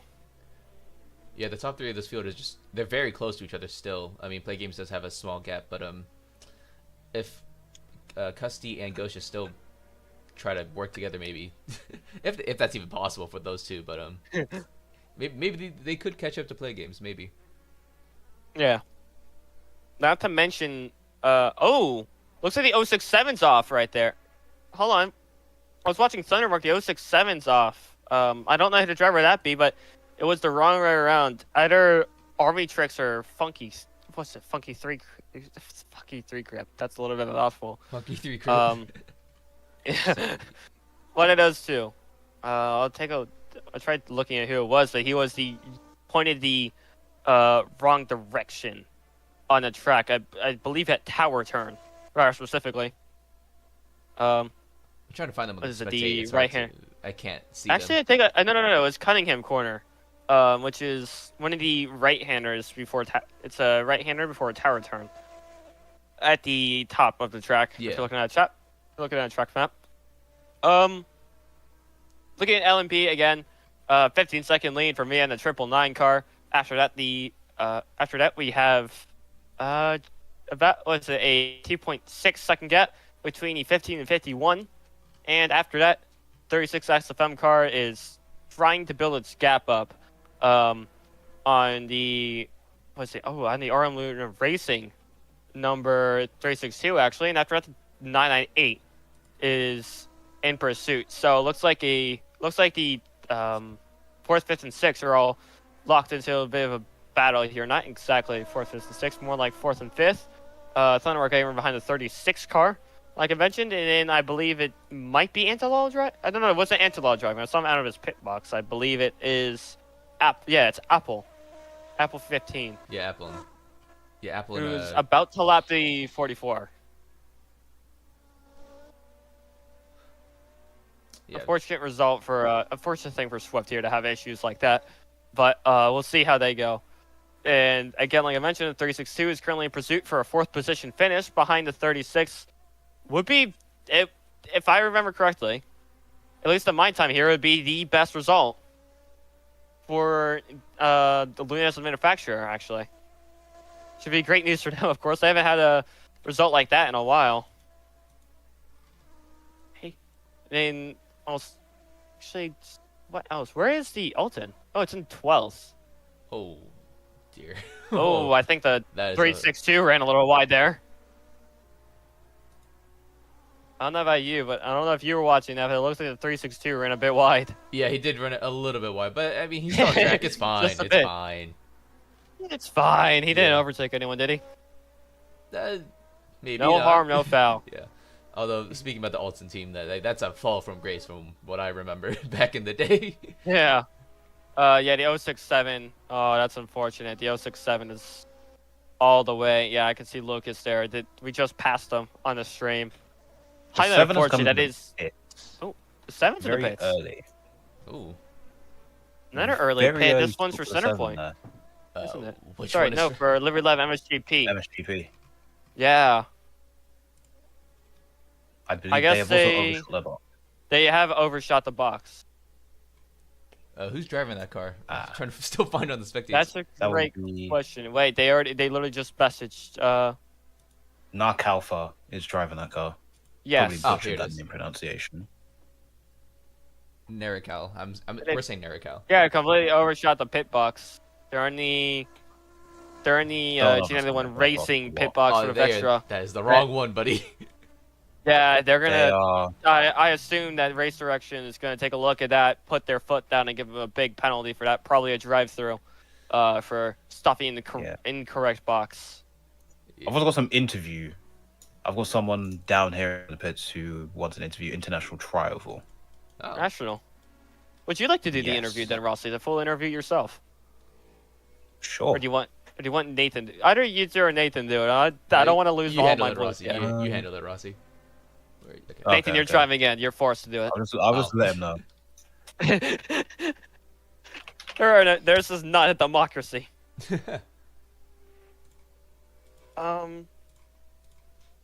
Yeah, well, I believe he's just purely a fan here, so if he doesn't want to join, he could just join the waiting room, and after it, we'll give him a little interview. Speaking of, actually, if there is a way we could set it up, we could try showing off Landon, the Landon onboard, actually. I don't know if there's a way we could set it up, but again, there is that oh. Yeah, he's ready to be dragged over, by the way. Yeah. right. If I can drag him over. I don't think I have the ability to. He'd have to get a staff member to do that. Ping Lucas. You're not making me do it this time, man. I'm not parking this car just so I can drag someone for your interview again. Fair enough. Speaking of, yeah, if we do want to at some point, we could try getting try showing you on board, but I don't think we'll be able to, unfortunately.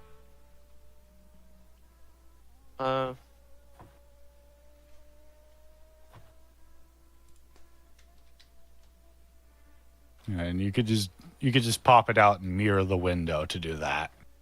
Yeah, it could. We'll take a look and see. We'll take a look into it at some point.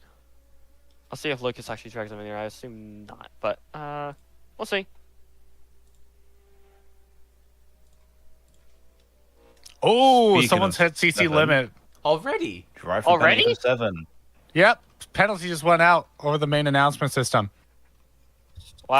First ever in-race use of the penalty announcement system. And it's this To the- early in, but we'll talk about that in a second. We have more important matters at hand. Rossi, go ahead, take the wheel for this one.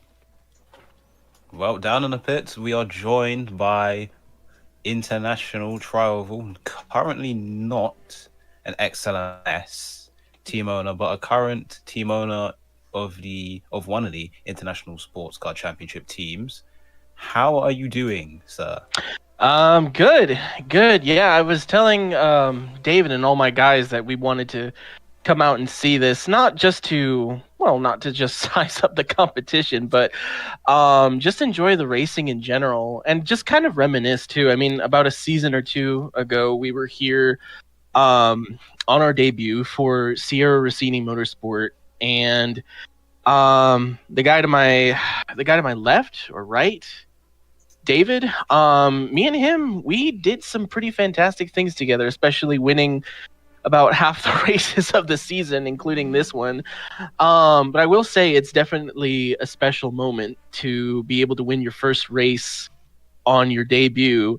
And yeah, it's just mostly a bit of nostalgia, a bit of reminiscing. But I think, just seeing what a lot of these teams can come out here to do, and just seeing, how motivated they are to want to, everybody wants to win Sebring. I don't think anybody can argue about that. So, but yeah, besides all that, I mean, we're just stoked to be here and just seeing, how everybody else is doing in the competition.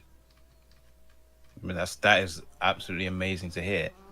Any plans to return to the X Systems grid at all in terms of season 12? Oh boy, oh boy, oh boy. Oh, if I had $1 for every time I heard that.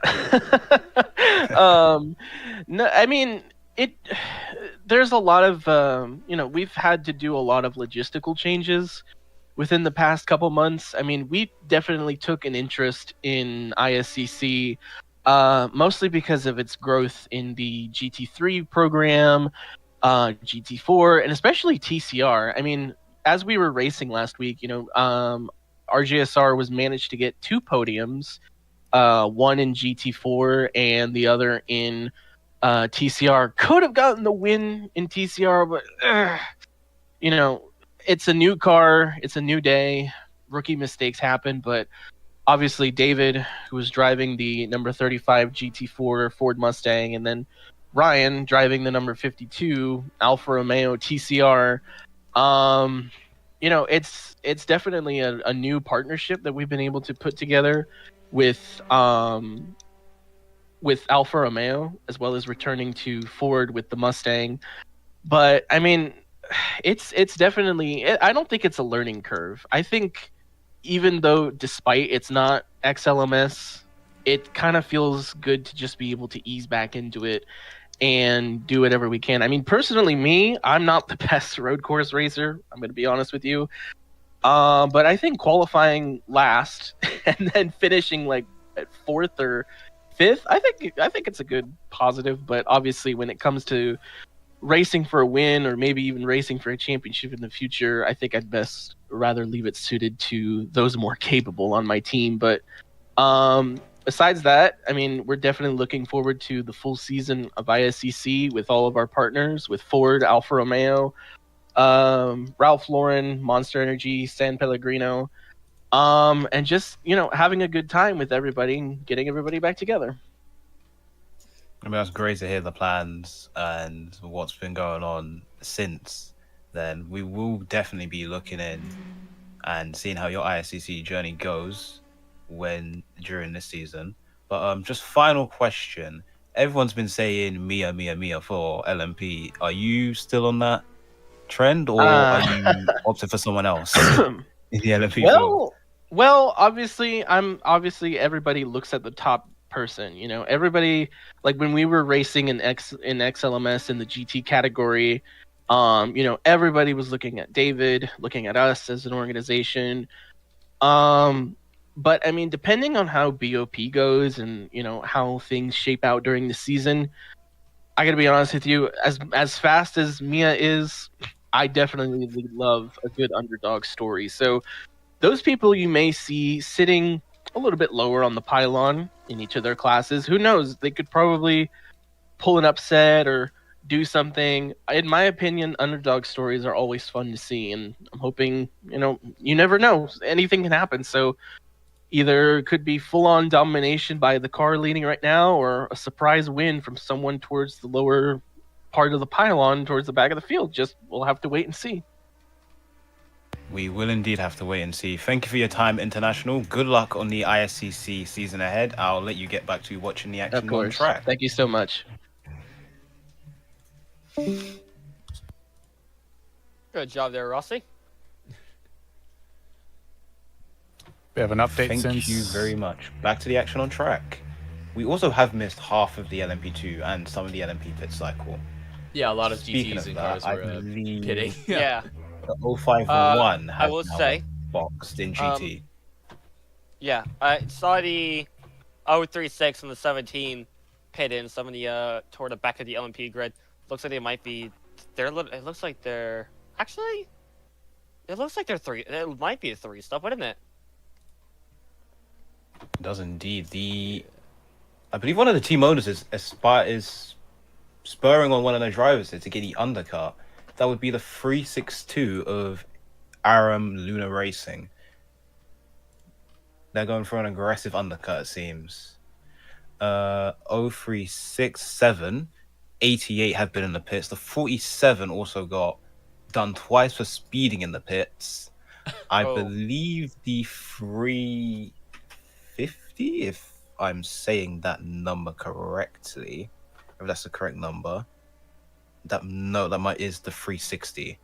Apologies for getting that number wrong. They also boxed, and they are mid-class range for LMP2. Just saw the 51 exit.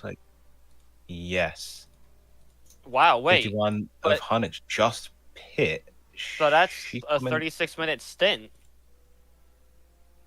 So they're going for a three-stop as well. Yep. Looks to be an aggressive free stop for Hunnick's there.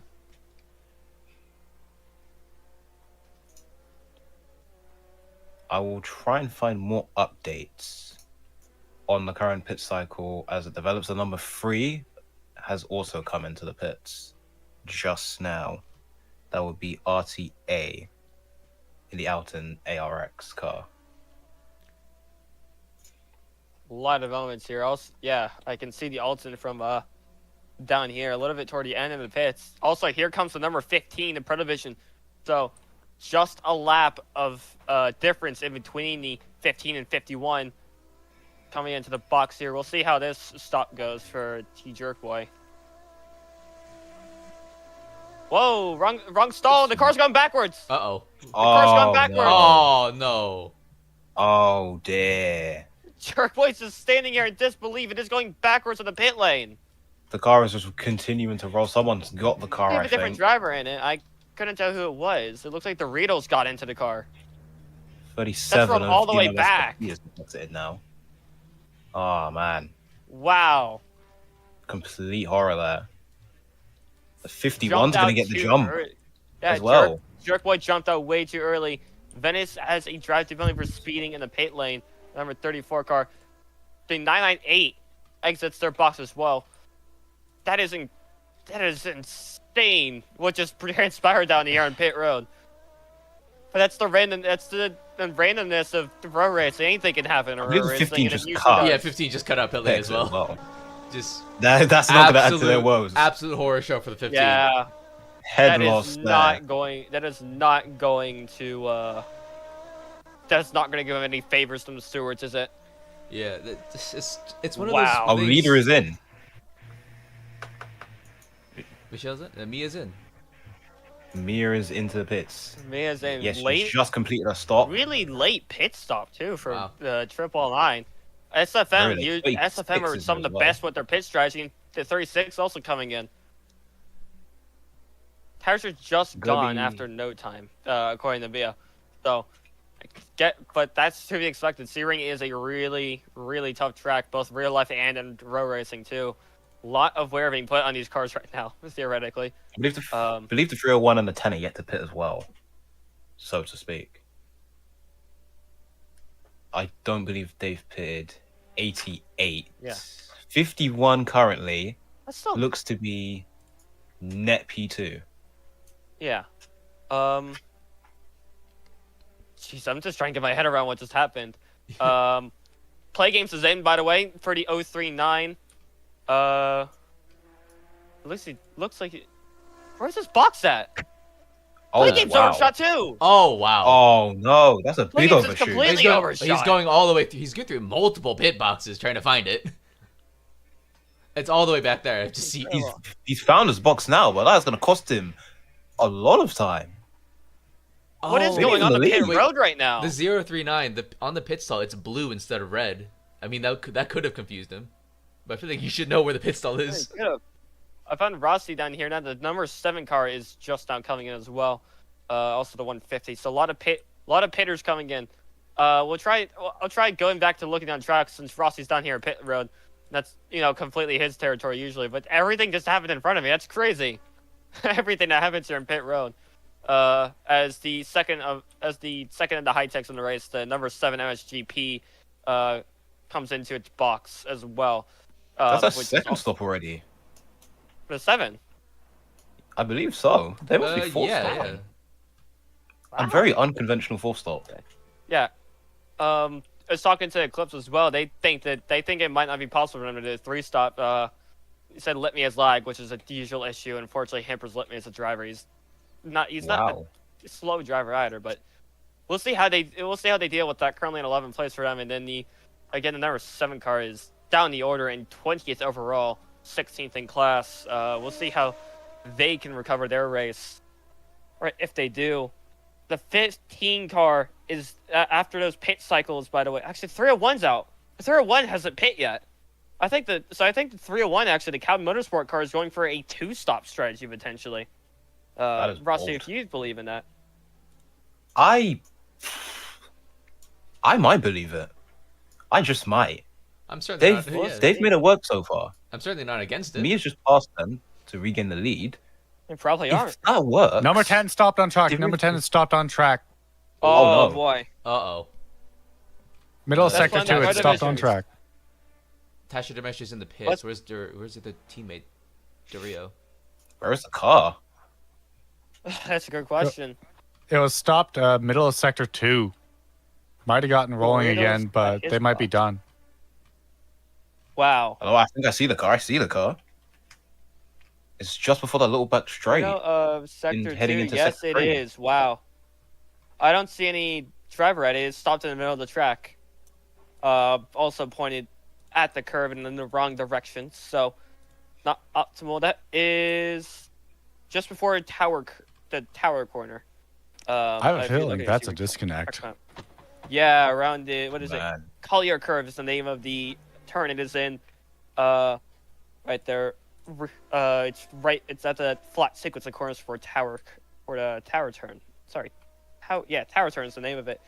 Jeez, yeah, it's got going back again. So that's good news. They've got it back again. What a sequence of events for Pro Division. Yeah, I saw Tasha Demetrius Wow. in the pit lane running around. It's most likely a disconnect crazy. for either him or his teammate. Well, we'll find out. I'll go ahead and actually, Rossi, you can go. You go ask Doritos. I will go you're and at ask him. Yeah, they're at Protovision's all the way at the end of the pits. I will go ahead. I'll sit right here next to the at a place. The I car- really shouldn't be, but The car is now gone. I don't know if it's gotten moving again, or if it is has. deleted. I saw it moving. Okay, good. I think Alright, Tesla got good. teleported back to the car. Wow. Yeah. I believe they'll get their lap back for that. At least I'd have to believe they would. It is moving, and it's going very slowly down the straight. Tasher the Basher. He's toward the bottom of the spectate menu. If you want to take a look at him. I believe they're going to must give be him out- the lap back. Out of fuel? Yeah, they're really No. slow. Or is he? They're slow sorry, no, because they're they have pacing. him holding They're second pacing, gear, my bad. Yeah. and then they have him pace at second gear, or pacing. I think just second specifically, and then they put him behind the car they were at, and give him their lap back. So, still, that's not exactly an optimal issue to have. The Not other ideal. issue with the method of 69 it, is in. the issue with the method of it, in my opinion, that makes it a little more controversial is Yeah. of course, if you have an issue in real life, you don't get your lap back. I know this is in real life, but I'm just saying, if you have an issue in real life or on a sim, Yeah, well, disconnects don't really don't happen get in your real lap life, do they? they don't. But mechanical issues do. Of course, you can argue, hey, well, some people have better internet than some, but the issue is, I think when you get back in the car, you get 50 went straight on. I Or is that think the you 50 get stop? your when Tires back, reset. don't you? Yeah, Yeah, you tires get your get tires reset. reset. Arguably, not exactly a fair thing to have happen. So what I've been told, what I understand internally is that officials have been given orders to get them to where they were with an extra 10 or 20-second penalty to make up for the advantage they gained by disconnecting. I figured that. Yeah, that makes sense. But there's still, you can still, controversially argue, well, guess what? They still have an advantage. But, again, they have the penalty there. So we'll see how it plays out. I don't think they'll get much of an advantage from that, but we'll see. Just another talking point.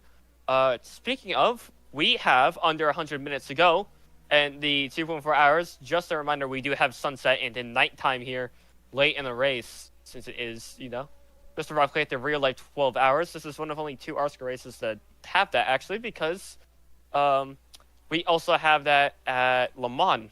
Actually, we'd have a full day-night cycle, then right back to day, just like the real edition of the race. Which overall pretty nice. I mean, it's not it's not the most incredible piece of technology, but it's still cool they have it. Number 10 is going again, right in front of the 301. I thought they were in front of the. I thought they were in front of the not in front, but behind it. There might be a lap down there. Yeah. As the 301 is finally into the pits after their long stint. Yeah. Spanning Wow. about That's a 2-stop for sure. 46 minutes. Yes, that's incredible. Actually, really good job for who's the driver of that machine? It's Maldaback. Wow. Wow. Done really good, well on the fuel really good. They conservation might get the Inca Strategy Masters Award. Do you think so, Rob? 2 stop might be possible here. Yeah. That's what I was Again, confused also, about. did you Because like have you asked Doritos yet? What happened with the 10 car, by the way? Yes, I am awaiting a response on that. Okay, yeah. Nathan, go back to yeah, go back to what you're saying, please. I was kind of shocked that people were going for the 4-stop and not trying to save as much fuel as they can for the 2-stop, because that's usually, at least historically, when I was racing, that's how it usually is. You always just push the fuel as far as you can. So I was kind of just shocked that people would pit this early. It might be faster to just do a 3-stop now. I mean, Hunnick stated last season the 2-stop and made it work, but I guess Hunnick just feels something different. Anyways, actually, the 15 has managed their way to 4th. It is ahead of the 362 in the 36 car. Thundermark Gamer being the 36 car, if you want to take a look at them. 15, of course, a T-Jerk. No teammate for him. 36 also doesn't have a teammate. And the 362 does, because they have Apple and Dart Antelope behind the wheel of that car. I don't know which one of the 2 drivers is behind the wheel now. I don't believe it's Antelope, but Yeah, I think haven't it's the seen. Apple. Speaking of the 21 cars, we just passed by them. Thunder just passed by them. The 21 car was the other way around. At Bishop End, I believe. Wow. Find who's We have, driving that. we have a lot of cars having issues. What's going on? I'm trying to find Ice Quixie. To be fair- Ice Quixie's been disconnected. Oh, Oh! he is Okay. he is out near the spawn. He's been disconnected. Oh, Jeez. penalty for Apple in the 362. CC limit. Well, that explains how they got up there, I guess. CC limit is at 90 instead of the usual. I think 120 was how it was last time. Speaking of, there are a lot of drivers that are really high in the corner cut list right now. They have it sorted by corner cuts. So if you take a look, Yeah. I'm just gonna take a look actually myself. Apple's on 92 speed, or RSC Brawl is on 80. Physical Darkness on 78, and then there's Emily on 72. Yeah. Let's see. Who's one of our big competitors that is high in the market list? Necro is at 53. One of the higher ones in the down in the GT class. Yeah, Gogler also high in they're P3 and GT. They're also pretty high on the CC limit, 65. Yeah. Speaking of that, Taycan Racing down in 6th with a new Lunario Tempest, a beautiful car with a V10 in it. At least I'd have to imagine it's a V10, and it better be a V10, or else I'll end up being the first to throw a riot about that. But, yeah, no, 91's doing a really good job right now, actually. I've got an update on the 10. Ooh. On what happened Was to them. It was a disconnect issue. Yeah. Figured, yeah. That's what I'm dropped positions. It appears they have got their laps back. It seems. They were if I'm behind scrolling the through the 301. So, 301's down in 10th. Behind Relux and in front of Eclipse. So, Yep. we'll see how that goes. Exactly. Yeah, honestly, disconnects are always a worry with Roblox racing, and especially endurance with those mini yes. cars. It's Oh, inevitable it's going to happen. What is a really nice car we could talk about right now? Damn, I just noticed I've put a gap on the rest of the GTs. Yeah. There's They're actually just now lights have crossing come the on, line. there's a battle for the GT lead as well. The 9 Oh, and there the is. 106. Good spotting there. Yeah, so the 916 was it Royal and then It's either one of the guys I had for Williams podium and- actually. Yeah, Faint and Williams. And what did I tell you? They had 'em are on going to be prediction. in real soon, though. I can tell you that. I am on fumes, and they are probably running same strat as me. So I'm in now. Okay, well there you go. We'll see how your stop goes then. Who is that? Oh, hey Henry. If Provision can under speed joint. down to you. We'll take a look. Oh, the 8. Is that the 8? 7 has parked up in the pits. What? Oh. Not sure if they're stopping. Or they might be retired. If you want to head over there and take a look and see what they're doing. Henry pops back out. I believe guess the Henry's 7 just has checking up on retired. what we're discussing up here. Fair enough. Taking It a has look. retired. I believe I haven't seen Ghost anyone is in a the pit bit far box, back in but- the 039 of play games right now, actually. Yeah, play games all the way in. Trying to remember the turn name again. Cunningham Corner It's not one geese. Tower. Yeah, quite a few turns behind Gosha is for LMP2. So, play games really in strong contention to win this one right now. And honestly, Inca's in the top Landon 3. is away. Okay, wait, what's away? 7? Landon is away in the Oh. he Landon, experiments good car. stop Okay, I heard- for him. Yeah, it looks like there is no driver in the 7 at the moment. So I'm unsure what they are Ooh. currently doing. I'll have a look on that and see what happened to them then.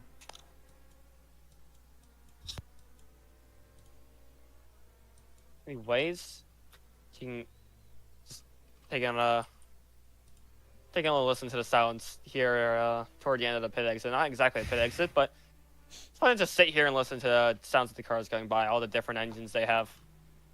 Speaking of, there's Camaro, the number 59. Where is that axe, the 59? They're okay. Respectable position right there. 106 looks like he might have just pit. Yeah, he But- definitely did. Okay. I wonder if Rossi saw anything because I wasn't paying too much attention to that, admittedly. Me, but I did see the 106 right pitting here. as Landon did pit. Might have just missed out on coverage. Let me see if I can. Lomzan is not in the car, so it is faint. Yeah. Yes. Really quiet engine, and I wonder what engine do you think is in there actually. Honestly, I would have no idea. It's very quiet. It's very quiet. Know. The number in the vortex, the 106. All right.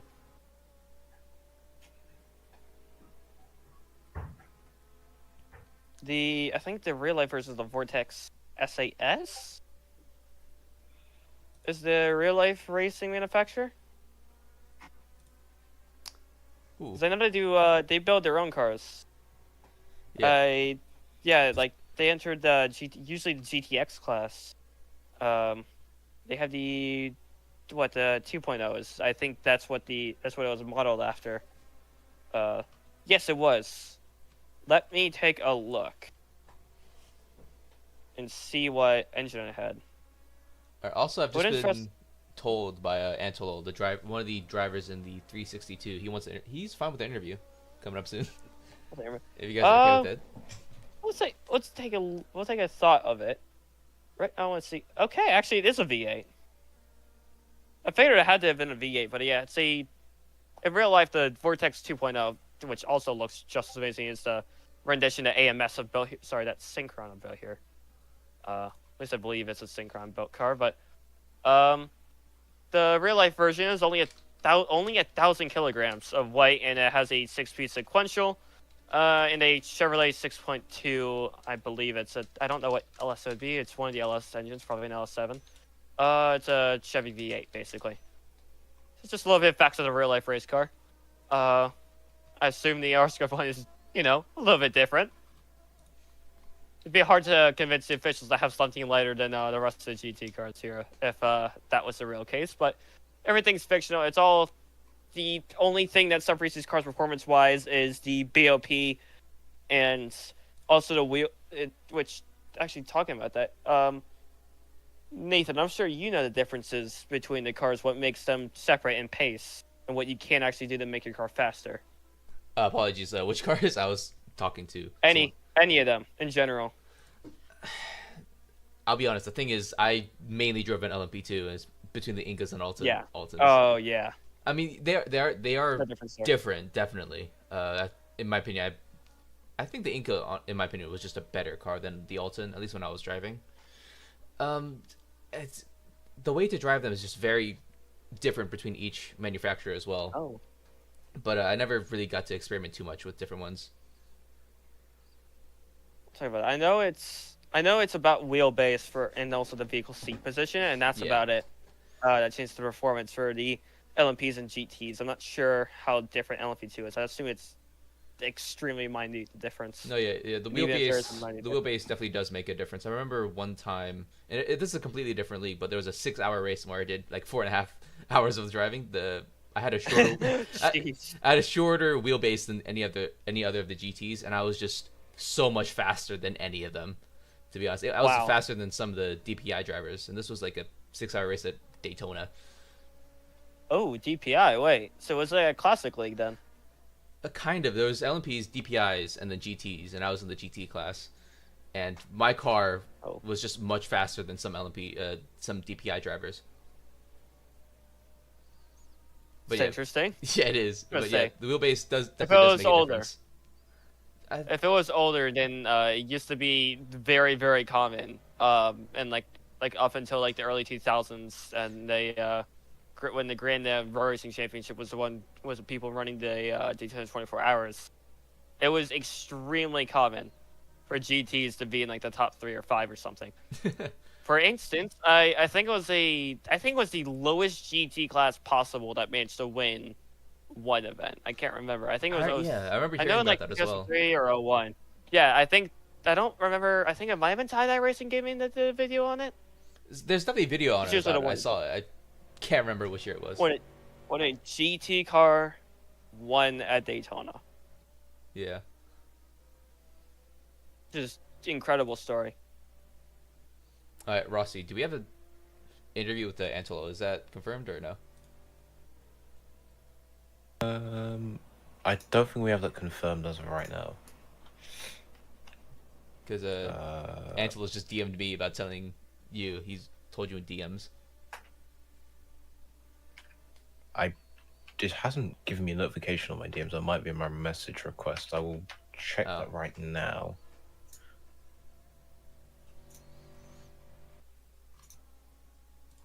No, I can't see anything on my messages. Which is strange. Or either way, he is in the waiting room waiting for an interview. Yeah, 1 second about that. Okay.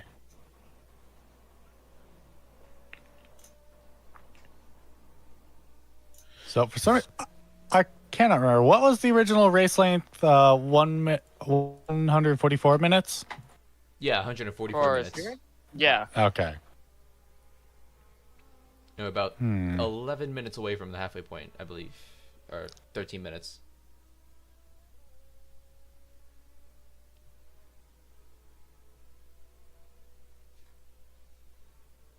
Briefly, the 88 is back into the pits, as is the 118 in the LMP2 class. The 88 might have retired?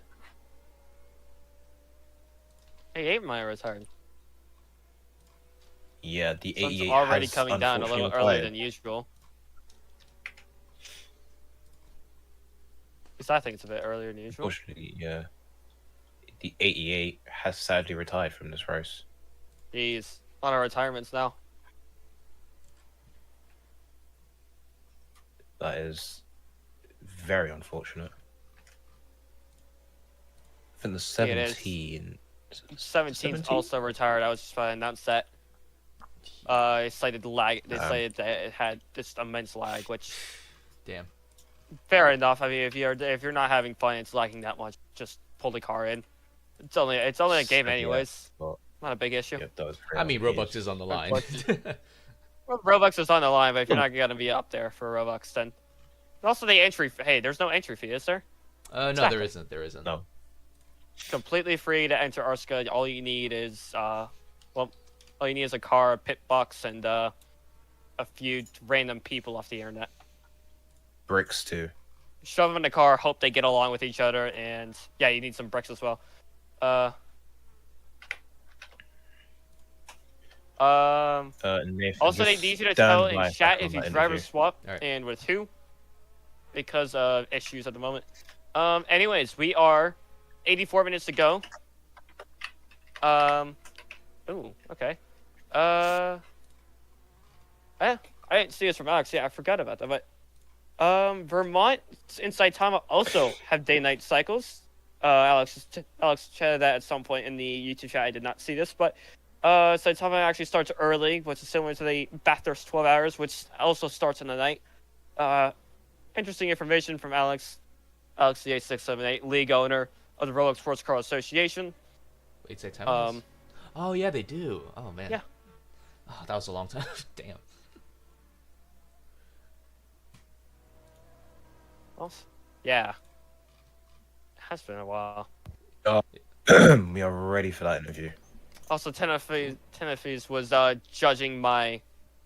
Tenefes and someone else were judging my... well, they were judging me, but it was on purpose. My intentional mispronunciation of what flag was which. Yeah. All right. Where are you, Rossi, in the pit lane? They look close enough anyways. I'm with Antelo right now. Specifically where in the pit lane? I have no idea where the pit Oh, stall is. right at the It's start. Oh, the Right at the start. start. The 362 pit box. Gotcha.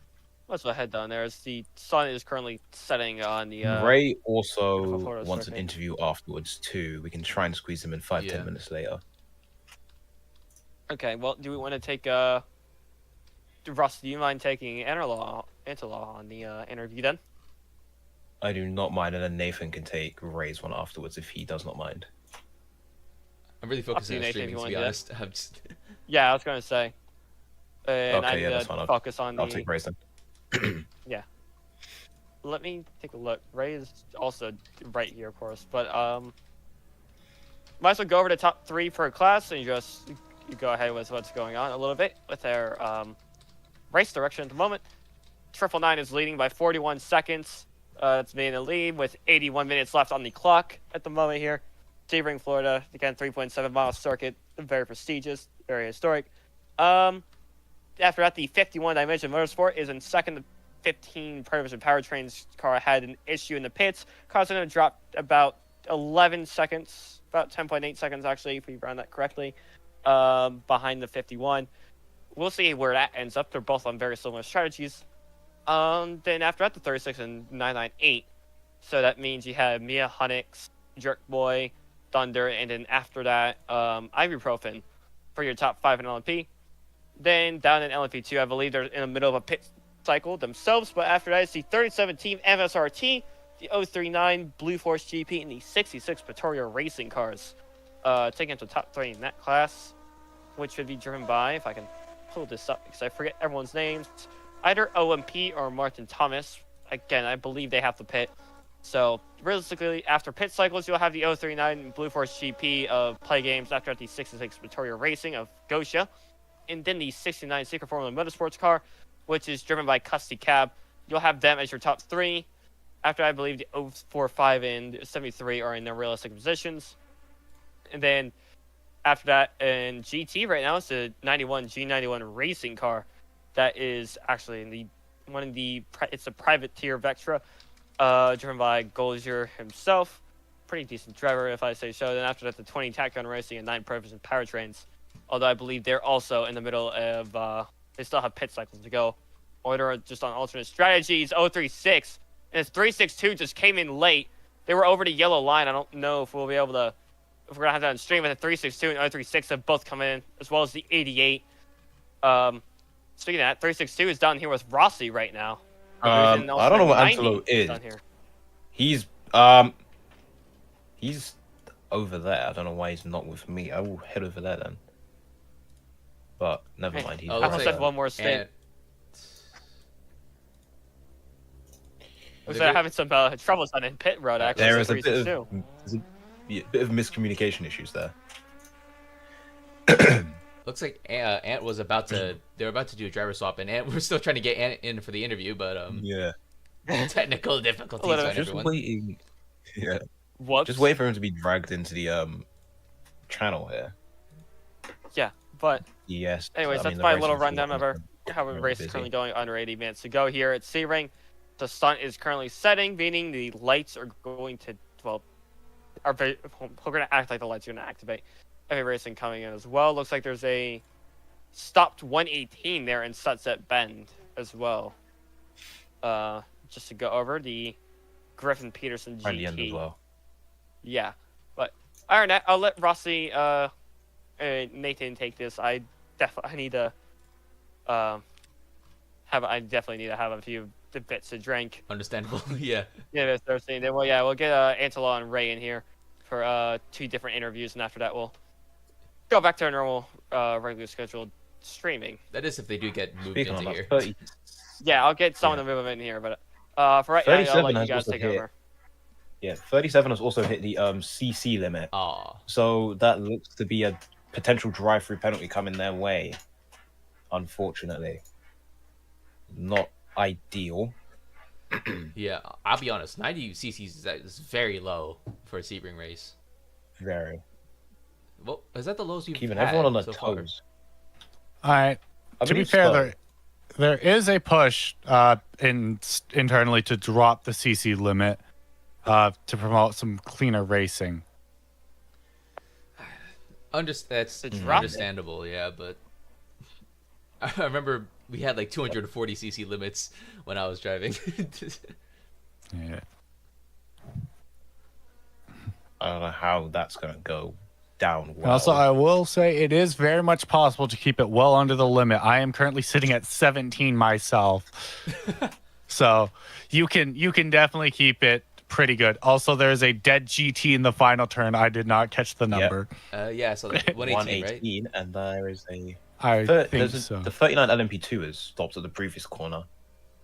So I don't know what the race officials are doing, but they kind of need to clear that out of the way. You got a 39 LMP2. That is the. What team is that? That is the Jab Sierra Racing team. Yeah, fully Brazilian team there. Don't think you can get. What the hell? Spectating. Hey, someone get an official in here. Someone get an official in here now. Wait, The 21's cheating. Wait, well, actually, 21's cheating. They're accelerating faster than me by a lot. Is the BOP not like by a Like the 21's accelerating a lot faster than me by like a country mile. That's more than BOP. Okay, stand by. Like they're beating me out, and my EXP's faster. My EXP's supposed to be faster than the GTs by a bit. They're like genuinely faster.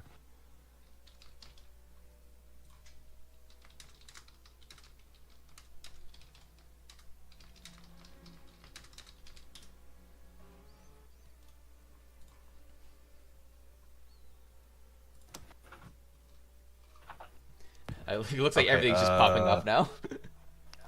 Okay, stand by. We have got. This is big drama. Oh my.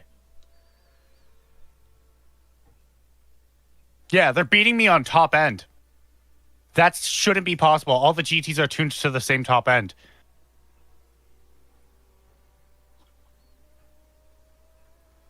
Well, we're currently watching. Return. I guess we haven't moved them in, have we? No. Apparently, there's bigger Who problem. are we looking at? It's the 21. Landon's complaining about. I speed think issues. they might actually be using some cheats. Like, I'll push to confirm. But I think we can move this off the stream though. We don't want to start fair any enough. little rumors on here. Wouldn't make us look too good if they ended up actually just getting there. Doesn't Get off there after one pace. yeah, it just doesn't quite make sense. Well, maybe they just got the good end of the stick, BOP wise. Maybe They've done maybe a little not. bit of off-season practice. Maybe not. Oh, You'd be surprised. Some people could just come off the off-season and end up being better on pace, and it's not because they did something. It's not because they're altering the car. It's just because they, they live it. They live this thing, or they're completely off from pace. Actually, unusual. I have a few examples of that off the top of my head. I'm just watching POV Landon. It's just weird to see someone using a wheel to race on Roblox. yeah, I can't blame you. It looks weird on the roll. It'd be really funny. We should put this on. We could put that on the stream. Couldn't we? I could try. We try to put it on the my days. stream real quick, so they can just show everyone the Landon POV. I think that'd be sick. Yeah, I can do that really quickly. I just gotta straighten out my view. Oh god, that's the wrong key. I zoomed out when I meant to zoom in. Oh god. And the 118 is still dead. Final turn.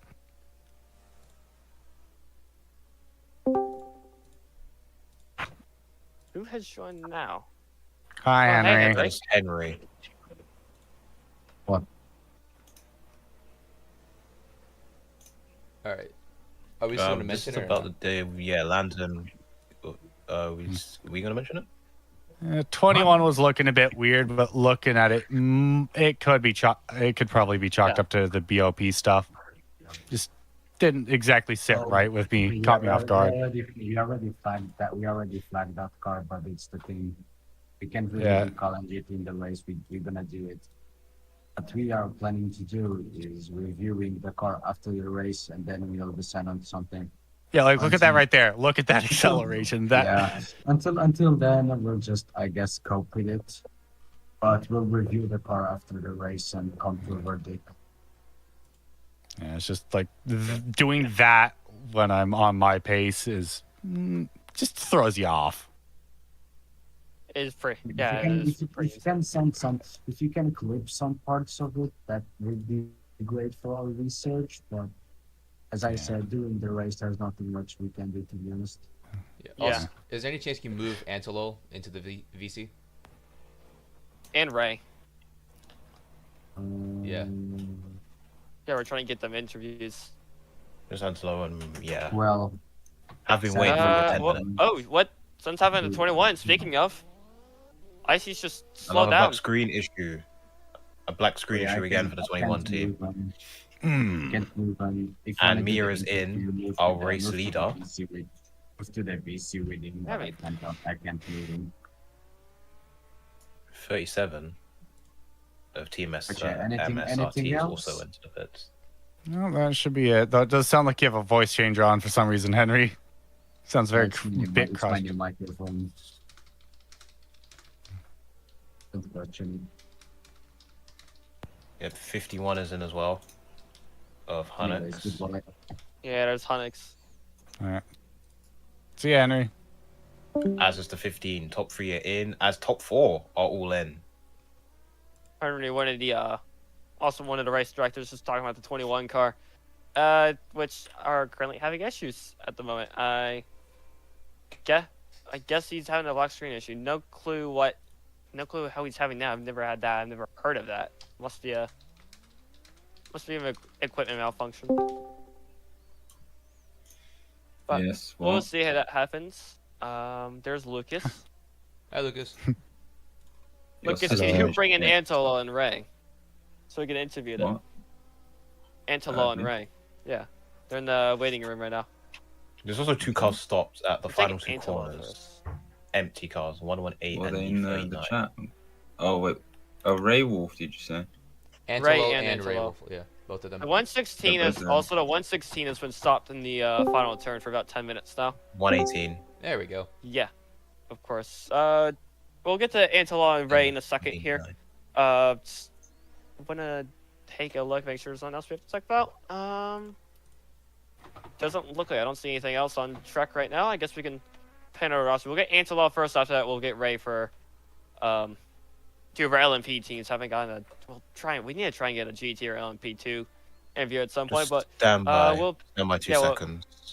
wait for Rossi to be ready, of course. But we'll interview the currently running in 10th place, was running in, I believe, 5th or 4th at one point in time, the 362 Arm Luna Racing Luna running on an AAR tire. In a second, again, when Rossi is ready.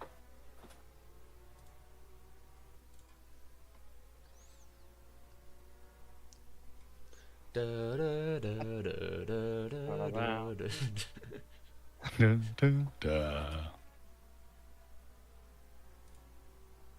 I guess Rossi's got to mute.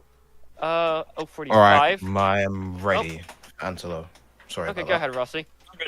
Right. Sorry about that, Antelo. So far, your 362 car of Aero Luna Racing currently P10 on in class so far and overall. Just want to pick up on that pit stop issue. What went wrong there? Pretty much I told Apple to do an extra stint because it was really good pace and I thought he heard me. Sadly, engineers didn't inform him that I wanted to do that. We were still discussing about pace strategies and stuff happened. So like a lack of communication, and sadly I'm working with new engineers. So yeah. Right. Okay. That's all a my bit- all my yeah. engineers are sharing at me right now, and I really do not care. Oh, that is. Nathan has seen me race that's before, to be fair. so yeah. Yeah. Nathan knows that. Currently, Nathan knows yeah. I am. Yeah. Yeah. We go way back. Way back. Yeah, so currently P10 so far. In terms of trying to improve that position in the race so far, do you see possibly Oh, in getting into the top 8? honestly, yeah, it is possible. I do have a really good race pace compared to practice and quality pace. So it was made already that Apple was gonna do some stints and I was gonna do the end. As I do have kind of like a good tendency of the long races there are, the better I do. So yeah, Apple hands hurts, but I'm ready to race to the last stints of the race and just go and win. Well, try to win if we can. I mean, it's going to be very difficult to win it unless you're better than Mia in some aspects, but Well, I did mini race. I did mini leagues, as Nathan would or Theo could tell. I've been everywhere. I mean, you're also a lap down from the lead, almost a lap down from the lead. Yeah, true, but I mean, never hey, say never. never say never. So yeah, And yeah, your car has just got up to the P9 as well, so that top 8 goal was not too bad. But final question: what are your aims in terms of like the team's championship for the season 12 ahead? Honestly, the aims is just do well in a team standing. Sort of try to support the team as much as possible. As I was meant to race, then suddenly my controller was having some issues, and in the last hour before practice, it worked. So I pretty much was like, oh, it's working again. Okay, let's do some practice as much as possible. So that's what I've been doing, practicing, watching Apple race, and just trying to give some strategical feedback to the team, which they've taken, but not so much. But yeah, now I'm just waiting for Apple to get into the pit so I can just do what I do best, and that's race. All right, it's great to hear. We've got 66 minutes left in this race. Good Yeah, luck for that's the rest of the plenty. race. I'll let you get back to your team. Have a good rest of the race. Thank you.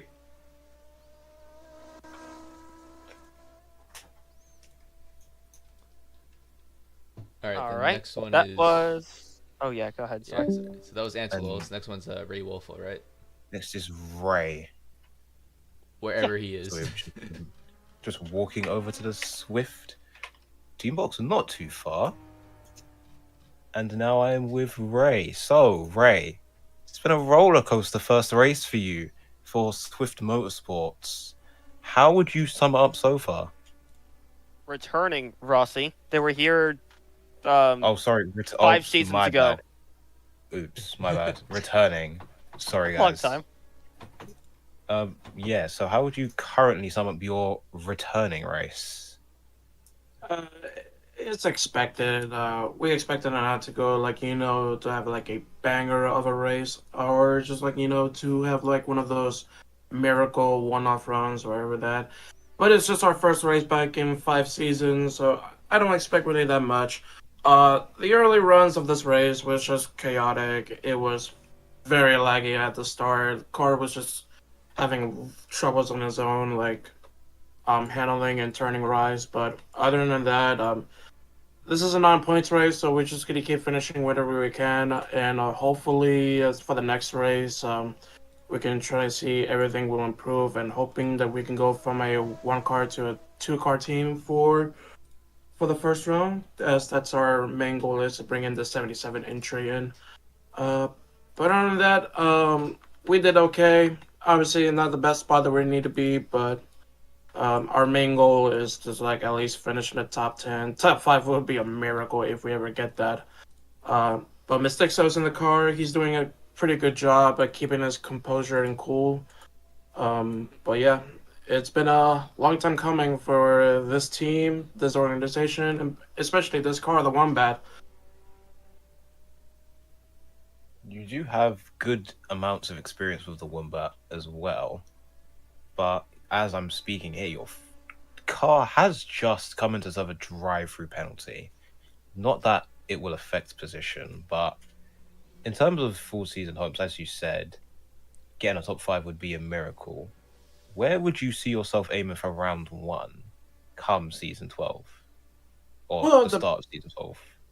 Well, depending on how the track is and how the car handling wise, I wouldn't expect that we could finish somewhere in the top 5, but a top 10 would be a really good result for Swift Motorsports and their first competition back in RSCA in 3 years, dating back in the Bentley GT era. Shout out to that car.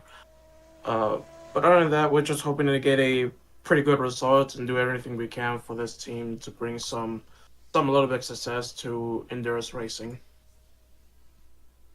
All right, just final question. Any terms of going about signing new drivers, if you do get that second car, just between us guys here, who are you planning on signing for that car?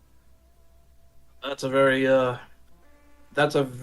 hard question to answer. We may not know. I could probably sign in some guys from Swift Motorsports as we do other series and all that competition. But may also have to sign some veterans from RSCA, maybe guys like Santi and all those other good guys. But whatever the case for, if we do get the 2-car lineup, we just have to hope that both of our cars will be ready for round one, no matter what the circumstances are. I mean, that's great news to hear. Hopefully, your 44 car currently can get back into a better position. But thanks for chatting to us, Ray. I'll let you get back to your team. Good luck for the rest of the race. Thank you. Thank you.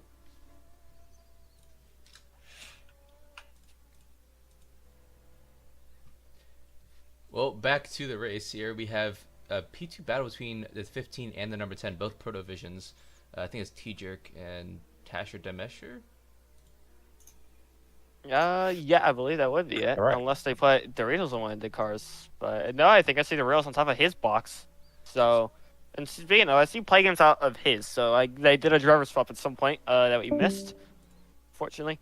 It's penalty for Riker and a number 50 drive to penalty for a CC limit. That new penalty pop-up is doing its charm. I just wish it stayed up a little bit longer. Speaking of, 58 minutes ago, we have an hour left in the 9th running of the Sebring 2.4 hours presented by Montre here on RSCA TV, exclusive to RSCA TV, and not present anywhere else. So if you are interested in watching anything like that, sorry, bad news. No one else streams this. Good news is you have the best streaming possible because RSCA TV is, well, the only streaming possible. A true monopoly. I guess we're both the best and the worst. We have a true monopoly in this. It's not because we said no to anybody else doing it, but that's because the previous broadcasting company doing this just went elsewhere. Wasn't able to really show up to anything. So RSCA TV basically just took over from that. No one else has come over to rival us since. Not like they could rival us. I believe we honestly have, I mean, I'd call it bias, but I believe we might have the best commentary and also the best streaming of the Roblox, well, not even the sports car industry, just the entire racing industry in general. Of course, you know, there's probably like, I don't know, I think Romulo 1 might have better graphics or something, but who cares about graphics? We have the better commentators, we have better streamers, we have a 3-time race winner streaming this one. Yeah. We have a bit reporter. We have everything you could ever want here in RSCA TV, including pure stupidity is the 44 exits on my right. Also, We need a special animal now. Who says we have bad graphics? Look at these. Look at all these graphics we have. You know, They're not bad. Yeah, they're not bad graphics. They're great graphics. Yeah. I spent way too many hours making those. You better like them. Yeah. We love them. A lot of graphics were done by Dive, the other owner of RSCA TV, alongside me. So just applaud the Dive for doing all that in the days before the race. Some of them are returning from last season, but a lot of them are actually I'm pretty sure majority of them are updated. I think the only thing we really haven't changed was like maybe the race logo. I think he updated literally everything else, and the graphic added some things. So again, really big applause to Dive.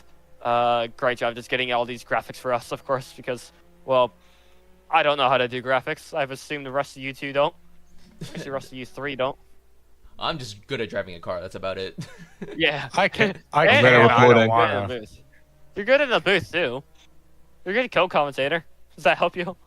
Yeah, I mean, yeah, I've been doing this long enough. I should be. Yeah.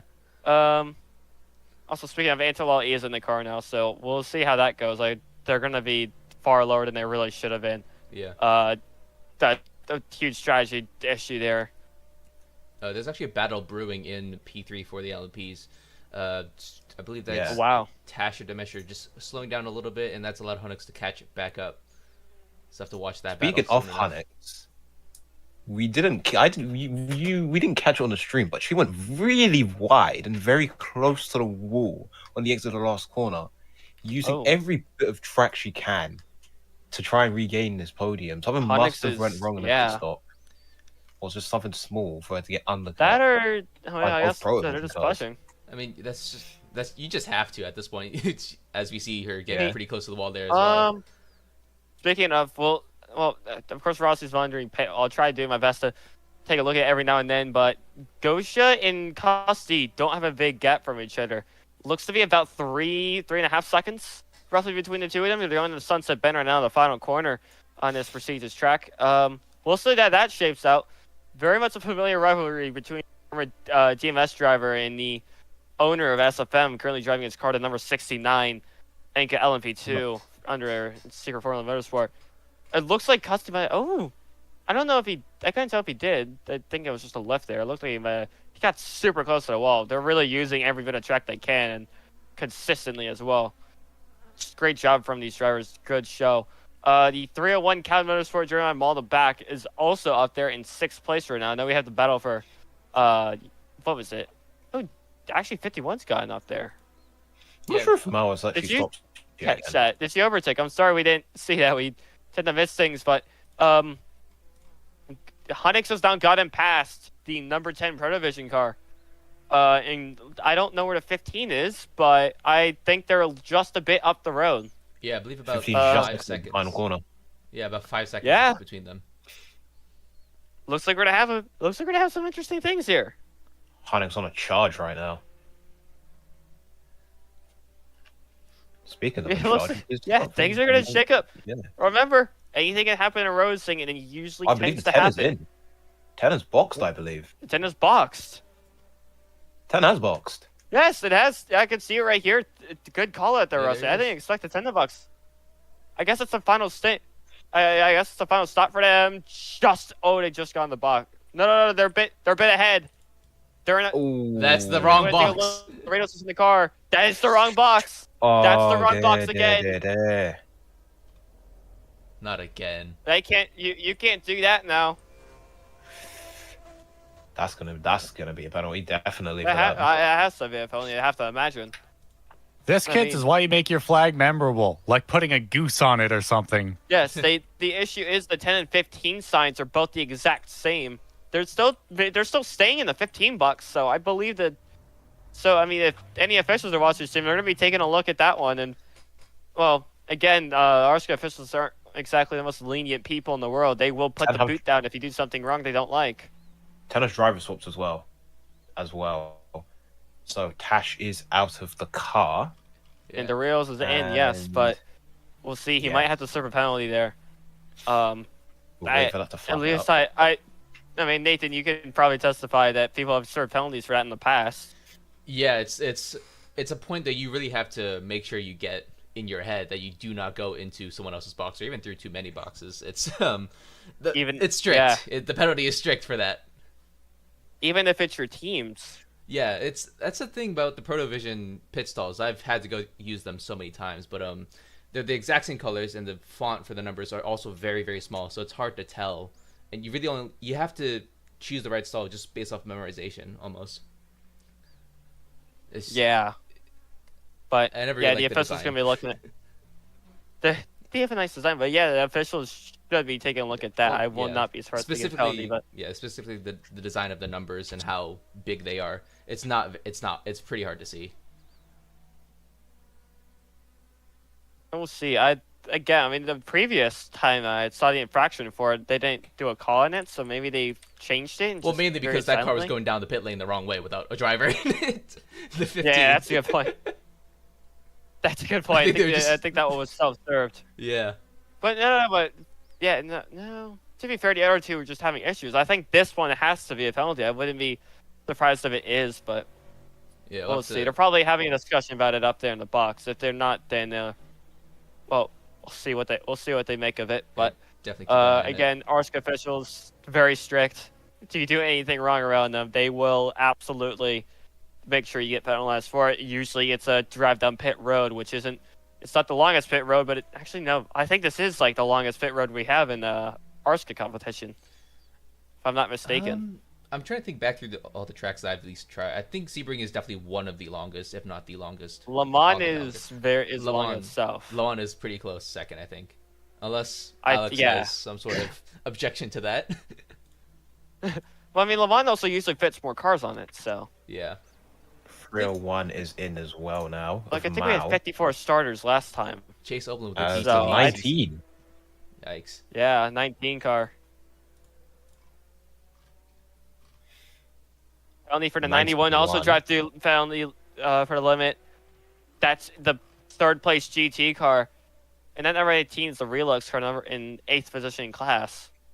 So, yeah, that's not going to be good for the G91. Oh, well, That's flashed up just again. Yeah, it's flashing stuff again. Just I as did a miss reminder, that. yeah.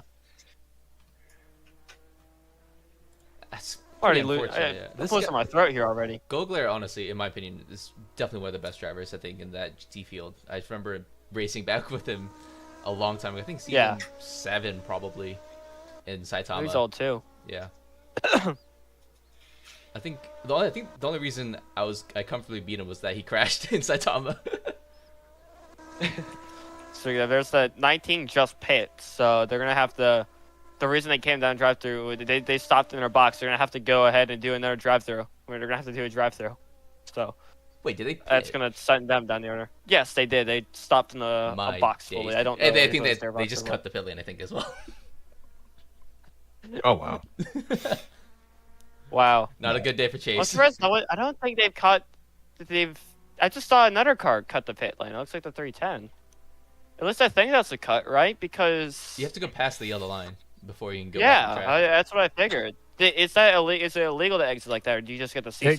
It gives you a CC and you're done. Oh. You don't get so no drive-through for that. I kind of figured, but I thought didn't Henry watch his own car pit? I don't think so. I can ask. I didn't see there, but yeah, I mean, because he called out that they were doing a driver swap, so I'd have to assume he would have seen it.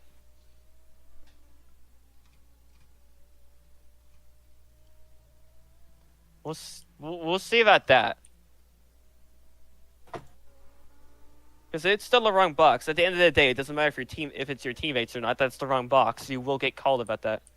Yeah, we're kind of just waiting for that to happen, but they haven't called it yet. They haven't.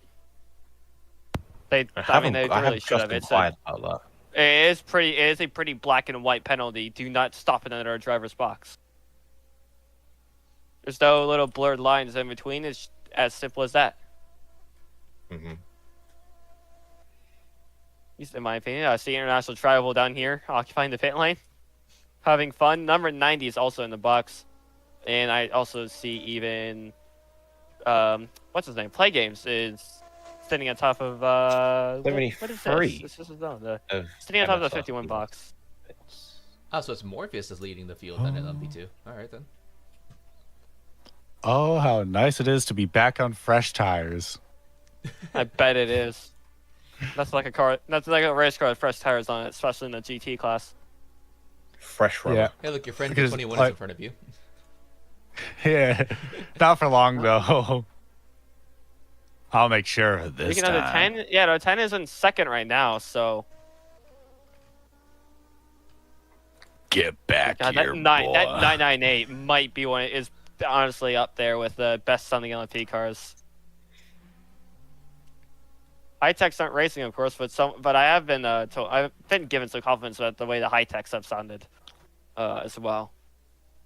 What is it? Where is? Who's the 10 driver right now? It's Dorito. It's not Doritos. Yeah, Doritos. Yeah, they haven't served though. That's the thing. Have they not? Are they getting any? Have they been given anything? No, I haven't seen them not being given anything. Yeah, not that I've seen. That is. We got a few drivers that are looking at getting a CC penalty up soon. Okay, why is the 007 51 laps down? Well, I guess Skill he's pulling issue, back out on maybe? track. The 007 AM speed. Hold on. Maybe they had a skill issue for 53 laps or something. Maybe. Knows? Actually, I haven't seen that fusion in a bit. Now that I think about it, but that's Luca. That's Luca's car. Well, they're 51 laps down now. Or Mick and 51 red Mick flag. and Neck in the car. Who's got it? What? Hey, Rossi, state that again. I'm just saying, because they're 51 laps down, just 51 red flags, all they need. Oh, yeah, to get yeah. back on the lap. Okay, so I thought you were talking about the 51 for a second. I heard 51 No. flag, and I was scared that there's somehow a black flag we missed.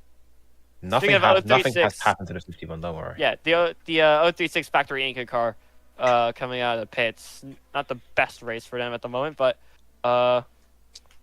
still, but you know, can't have the best. Actually, no, they're in 7th. They're having a decent day. May not be the highest of the Incas, but they're right behind the 36. No, not the 36. Behind the 998, which ahead of that.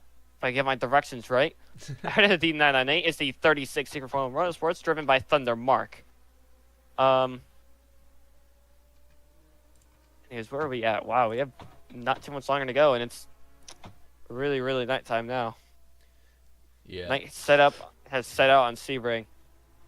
Now, I don't think we're gonna get it again this year. I can't remember who it was, but I just thought of something. I remembered early last season, I believe. There was a person that uploaded this to YouTube. I think it actually might have been one of the Vector guys, if I remember correctly. Uploaded. It was either Vectra or it was our media staff that does the thumbnails, Yalatmaca. I think it actually was Yalat, so technically Vectra. So, yeah, it is Vectra. But, anyways, they made a video, just sounds and sights of RSCA, and it was basically all sorts of film from practice. So you got like really clean shots of cars going through corners with the volume on. Got to hear all the different engines. It was a really cool video. It's in I think it might have been 18 minutes long or so, but still, it's a really nice just compilation of 18 minutes of the sights and sounds of RSCA from last season, season 11. It was taken all very early in the season, if I remember, but it is somewhere in RSCA media. I don't know if it's pinned.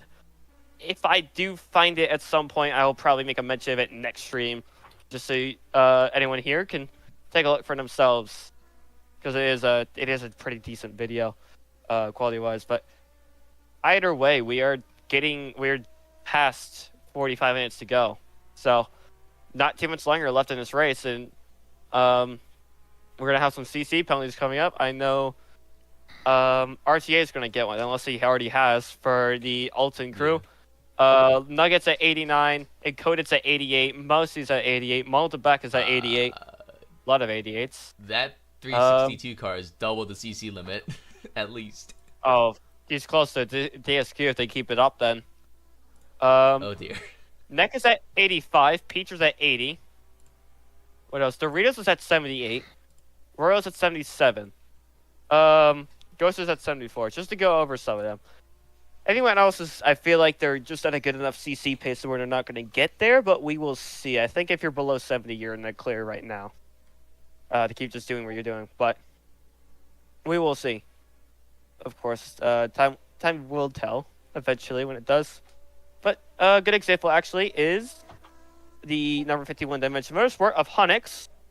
Currently in P4, and they have a total of 58 corner cuts. So, doing a good job there for Honix, just keeping it clean. They are currently in 4th. They are 10 seconds behind the 15 per division. Oh, RTA. What is that? Oh, RTA, told you. I figured he had to come in. I have no clue what that announcement was about. I guess we'll find out eventually, but we'll see. Oh. Mal also the DTP. There's a bunch of penalties are coming in. Yeah. I'm gonna have a lot. My poor throat is not doing so good right now. Drink water and go grab some honey if you have it. Trust me, it helps. I have no honey. Damn it. I I don't know what to say then. Good luck. Good luck Good then. luck. Yeah. I probably should go get a drink. Yeah. I just went over at my desk. Just water. Anything else will hurt it. Trust me. Chug some fine. Coca-Cola. Fuck. Just do it. I'm serious. Coca-Cola will only make it worse. Coke will make it worse. Heroin will make it worse. I'm sure milk heroin will make will. it worse. What? Cough. You're telling me it was supposed to make it worse? I thought it'd make it better. God. I mean, you'll feel better. Your throat won't. I mean, well, but it's, what is it? Martin Haven said it was a very good alternative to cake at 2 a.m. in the morning. I don't think that's true. Oh, speaking of, what happened to the 10? Wait, what? I Did know the that- I 10 think have the ticker another might just have- DC? No, they're still on think the track. They're on 10 the might back have had straight. it. They're on the back straight. Rios lap 68. Okay, they just had a lap change. That's all. Okay.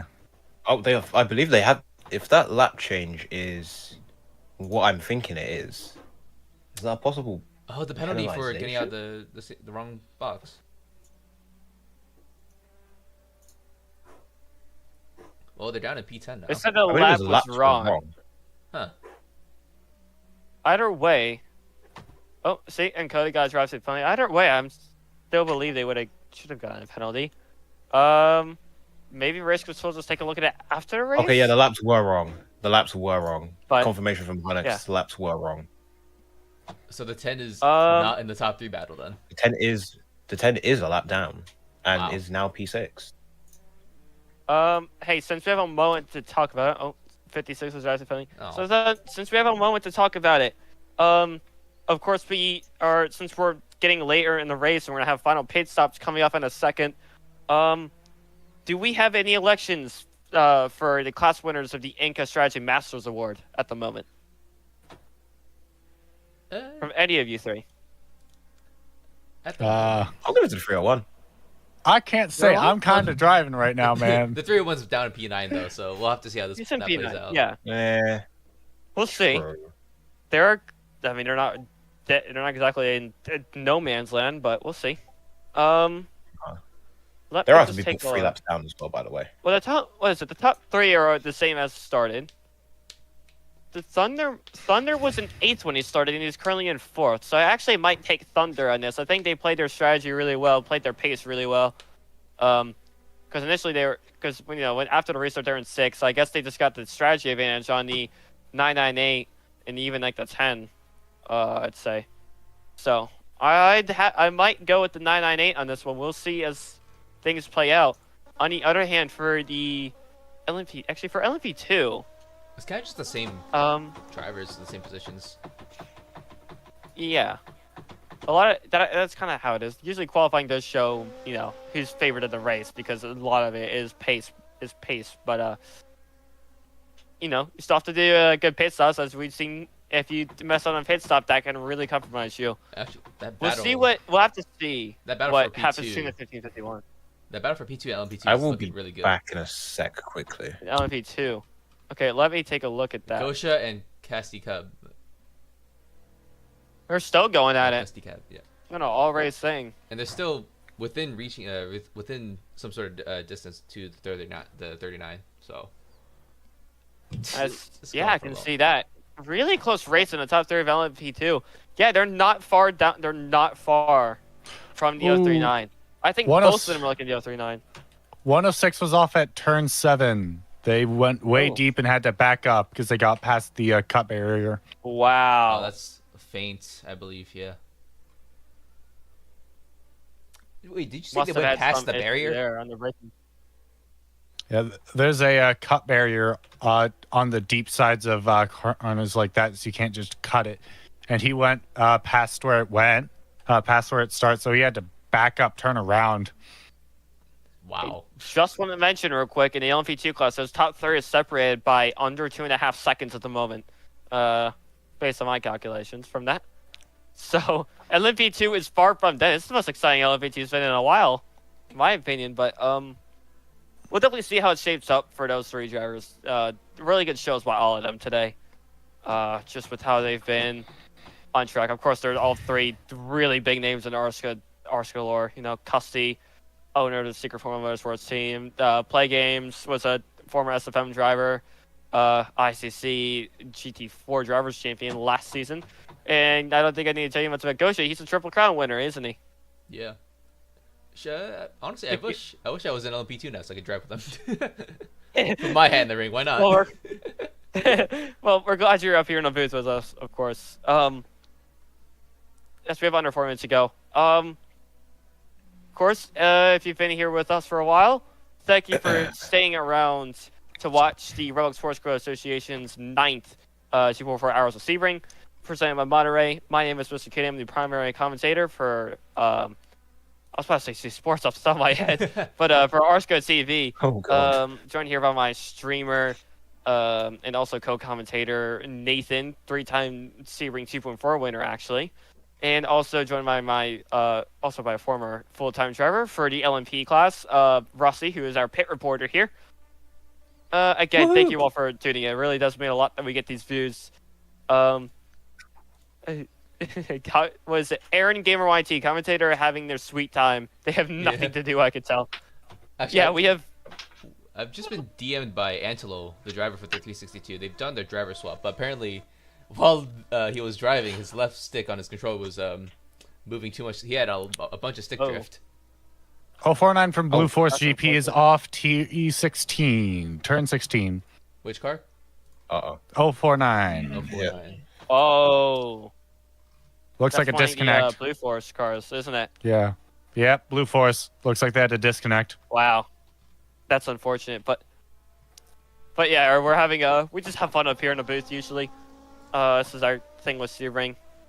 We get a little bit the range at times, but that's mostly a Le Mans thing. You'll find out at the Thursday Le Mans we eventually just lose our minds midway through the race.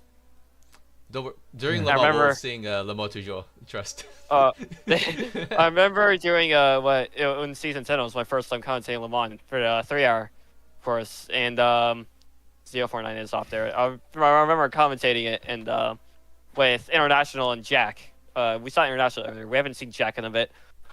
Jack might show up for Le Mans. We'll see if that happens again. Hopefully we do, because Jack was really fun to commentate with. But at one point in the night, we just started. Was it International went to go get ice cream? I can't remember what it was. I think it was Neapolitan. So Jack and his infinite wisdom started talking about curdled up milk, and that was our conversation for about 10 minutes straight. Oh. Also, Yes, that happened at Le Mans. I just want to note the 73, I think, disconnected Sylvia. Oh. No, back in man. down to 27. Hey, Reds, Yeah. wow. I know some comes to the pits. We've had a lot of issues in the LMP2 and GT classes. It's pretty usual at Sebring because it's a longer race for being for road racing, of course. LMP leader is in. Oh. That would be Mia. Yeah. For it looks like her final stop. Sure, All stops here on are going to be final, unless they're doing a bad splash and dash. Need to do a second splash and dash, and there is a stopped LMP at final turn. Looks like they spun it. Let's try and take a look at who that is. 44. It looks like. That looks like the 44. Look at that, 999. 999's out of their box right now. So that's the final stop for Mia in the SFM that they're driving. Currently in the lead by absolutely amazing margin of time. We'll see how far along they get with that. I expect it to be much longer. If anyone's stopping right now, it has to be their final stop. Speaking of final stop, here comes the number 15 Prohibition Powertrains Racing.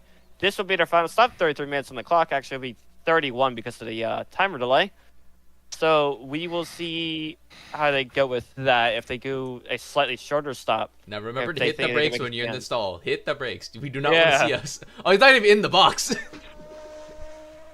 And first DSQ. There goes Apple. Oh, that's... There, 200cc limit, and out goes Apple. Yeah, that's Wait, DSQ. no, Antelope. That's Antelope. No, Apple's driving. Antelope. Apple's driving. Oh, pardon, that's Antelope. Oh. It was given to Apple. I'm looking at the logs right now. It's Apple. Apple is the one in the car. Antelope has 200 cuts, and Apple has 160. How did Ant get more cuts? I don't know. Maybe Aaron made a mistake giving it and gave it to Apple instead of Antelope. But either way, the 362 is out of here. Yeah. Damn. Unfortunate. They were in contention earlier. Something wrong. Speaking of contention, there's the number 20 Tacon racing car. I'm just going up and down pit lane, trying to think of things to talk about. But yeah, that is DSQ. That is. Yeah, and a lot of servers. Yeah, unfortunately, unrelated to the stream. What? Unrelated to the stream, the server had a momentary lapse in ping. It has stabilized now. Is that the 049 off? I've just seen. Maybe. It was off earlier, so I wouldn't be surprised. Also, the GT leader just pitted. He's out of the pit lane now. The Necro in the 20. Great. So I've now lapped all the GTs. Hey, good going, Goose. Bound to happen, I suppose. Well, let's 362 has returned to the pits and will not be going anywhere anytime soon. Yeah. Did the 37 just? I think the 37 just cut across the entry line. Quite a few people have done that. I don't know. I haven't seen the officials really enforce anything much. I with don't know that. if that's allowed. That I've seen the host briefing. That was not mentioned as one of the things to look out for. So I won't be surprised if officials are not enforcing it. Oh. Well then. Wonder They've come why for a not look drive at through. that. I mean, like, that's surprising to me, and I don't because I mean, at the end of the day, Sebring's really based on your pitch strategy. So yeah, in my opinion, you should you should be watching pits because people are going to do anything they can to get an advantage in pits, and if that means they're going to cut through too many boxes, cut the lines in the pits, especially with Sebring, it is super easy to cut the lines if you mess up your entry or your exit. We've seen it before. But to be fair, Then- I mean, No? cutting the lines on the entry and exit pit lane is not a huge advantage compared to like going through the pit boxes and stuff like that. It's still an advantage, but it's not. It's just not that big of a deal compared to other ways they could take advantage of the rules. 51 of Hunnix is in for her final stop It's of not- the night. Yeah, but what is it? I mean the what? Sorry, I'm trying to think of the 362 R on Lunar Racing was in contention for a top 5 at one point before their mishap. So they're gonna have to look for a recovery round one of the monsters. That goes 71 is serving their drafting penalty on the pit here, by the way. And the 51 of Dimension is exiting, so I believe that hopefully should be a storage stop, and that means Hunnix will push to the end. They can last easily 30 minutes just without lifting coast. I believe Hunnix was hoping for a shorter last stop, actually, compared to what the 15 was taking. We'll see how that goes. To the 15, I can see the 10 car going past there. Yeah. Also, the leader for LMP2 also is in the pits, just coming out of their stall. I think now. Oh. Yes, they are. The 039. I don't know if Play Games is behind the wheel of that. No, it's Or Morpheus if still. it's just, It's still Morpheus. Morpheus, okay. He's running strong though. Yeah, he is running really strong. I expected I didn't know what to actually expect from him, but he's doing a really good job just trying to take the car home to get a debut win here for Blue Force, actually, it would be really big news for the team to get a first race win here for them. But again, we'll see how that turns out. There's still less than 30 minutes left in the race. So, great news for, some of the drivers that are doing late stops or stops at a time in general. One of them, again, being Hunnix. We'll have to definitely monitor what Hunnix is doing. I think they're quite a bit off the 15. Oh, they are far off the 15. Okay. I don't believe they'll be able to get to P2 unless something happens with the 15 car. But we'll see what happens. Speaking of, there's a Nugget finally 59. crosses the limit. event to be fair to him. I also want to note Necro, P2 and GTs. I don't know if Royal's also pitted, but Necro is 3 cuts away from the limit, while Royal's also 9 cuts away from the limit. I don't know how these guys are getting over the limit so easily like this. I am only a third of the way to the limit right now. Well, you really have to use the CCs to your advantage. You have 89 cuts to play with, so you might as well use them all. Yeah, but you also got to remember that intentionally CCing is against the rules around these pots. That's why you got to be careful with it. You got to be smart about it. Also, nice save there, Landon. I saw that.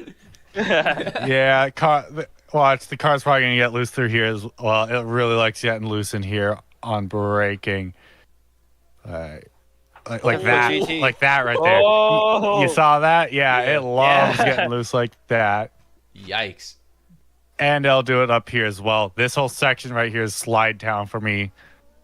Like, I'll get down in there, really trying to keep it a little bit of slide on exit, bit of a snap, but we keep it together. The fun part about the number above you being full black is that it matches perfectly with the sky. Yeah. So I just see it number 920 with no box there. It's like, wait, is there a timer on or something? Just see a floating 920 in the Actually, sky. I have an idea. Let me just do this. Let me get Landon's, like, one lap with Landon on this. Yeah, we'll do it. Yeah, we should There we go. probably. Oh, we do it next one. Yeah, go ahead. There we go. It's as close. This is the best that I can get, but. Let's go zoom in a bit. Actually, yeah, I can do that. Hold on. Yeah. If you Perfect. are watching the RSCA TV YouTube, I know we didn't mention it, but if you are watching the RSCA TV YouTube channel, I believe there should be a join link in the description if you are interested in joining. Yes, there is. Remember to broadcast by RSCA TV. We are also on roadracing.com if you're interested in that, and we also have an Instagram at RSCA_racing. If you're interested, dive into that. All the media stuff from that. If I can get the words out. We're having a long stream. This is the second longest stream for the RSCA season. The excellent match. Bless you, Landon. The Le Mans 3 hours is the longest stream. You have the 3 hours race, of course. You have all the setup beforehand, the pre-race show, the post-race show. So it ends up being around I think it was a 5-hour stream in total. Luckily, I've not had to commentate it solo, but luck can change, of course. So Yeah. But, I mean, how's the car, Landon? Pretty good. It does love to slide. I will tell you that right now, as you've seen. Its best friend is fucking Paul Walker. I will tell you that right Hey, language. Sorry. It's a big fan of Paul Walker. Damn. No, wait. Big fan is in a 10-second car or something. Okay, no one here watched the first Fast and Furious film. Remember, race car backwards is also race car, but race car sideways is how Paul Walker died. Jesus. Jesus Christ. It's not Le Mans yet. It also just so happens that this car is from the same brand, based off the same brand that Walker died. We've managed to land us a few lawsuits, haven't we? All right. Hopefully you don't end up like Paul Walker, Landon, with how slidey that car is.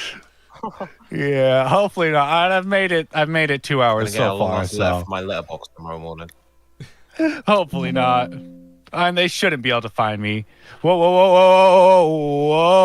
That was a big one, but we kept it together. There you go. Not much longer than this. I think about 20 minutes now. Timer is usually a little bit incorrect, but we'll see. Actually, let's check on. We haven't checked on our LMP2 battle in a little bit, have we? We've been looking at Landon a bit too much, you know. Oh, we have. Well, I mean, it's a good battle, isn't it? Yeah. See, they're about to cross no, the it's line. spread here, out now, hasn't it? At least I got Custy two is. LMP2s battling the. Oh, never mind. It's just the 51 kind of looks like an LMP2 from the versus rear. the 66. And Custy's pulling away from Gosha at the moment. I don't even see where the 039 is. He pitted, I believe. Late pit stop, and that's probably gonna keep him out of the win now. Unless something completely out of the ordinary happens here. Oh, server's having a lag spike. Yeah. Fit. Yeah, I just saw that. Not the greatest server condition at the moment. Speaking of, we do have a battle for fourth right now in the LMP class between the 10 and 36 Pro Division versus SFM. That are decently classic rivalry. Thundermark in that 36 car versus Doritos in the 10 car, who will finish out the remainder of the session. Both very credible drivers in their own regards. If anyone actually remembers, we caught it here on RSCA TV. Thundermark Gamer finished the race on fire at Le Mans, if anyone remembers that. Still hate that they disqualified him for that. Oh yeah, that's right. They disqualified him. Technically, he finished. He finished in our hearts, but they disqualified him for that. If only. If only. Would have been the craziest way to finish an RSCA race ever. Yeah, this car is not going to be happy for the final 20 minutes. It is all over the place. I wouldn't be surprised if I end up in a wall briefly.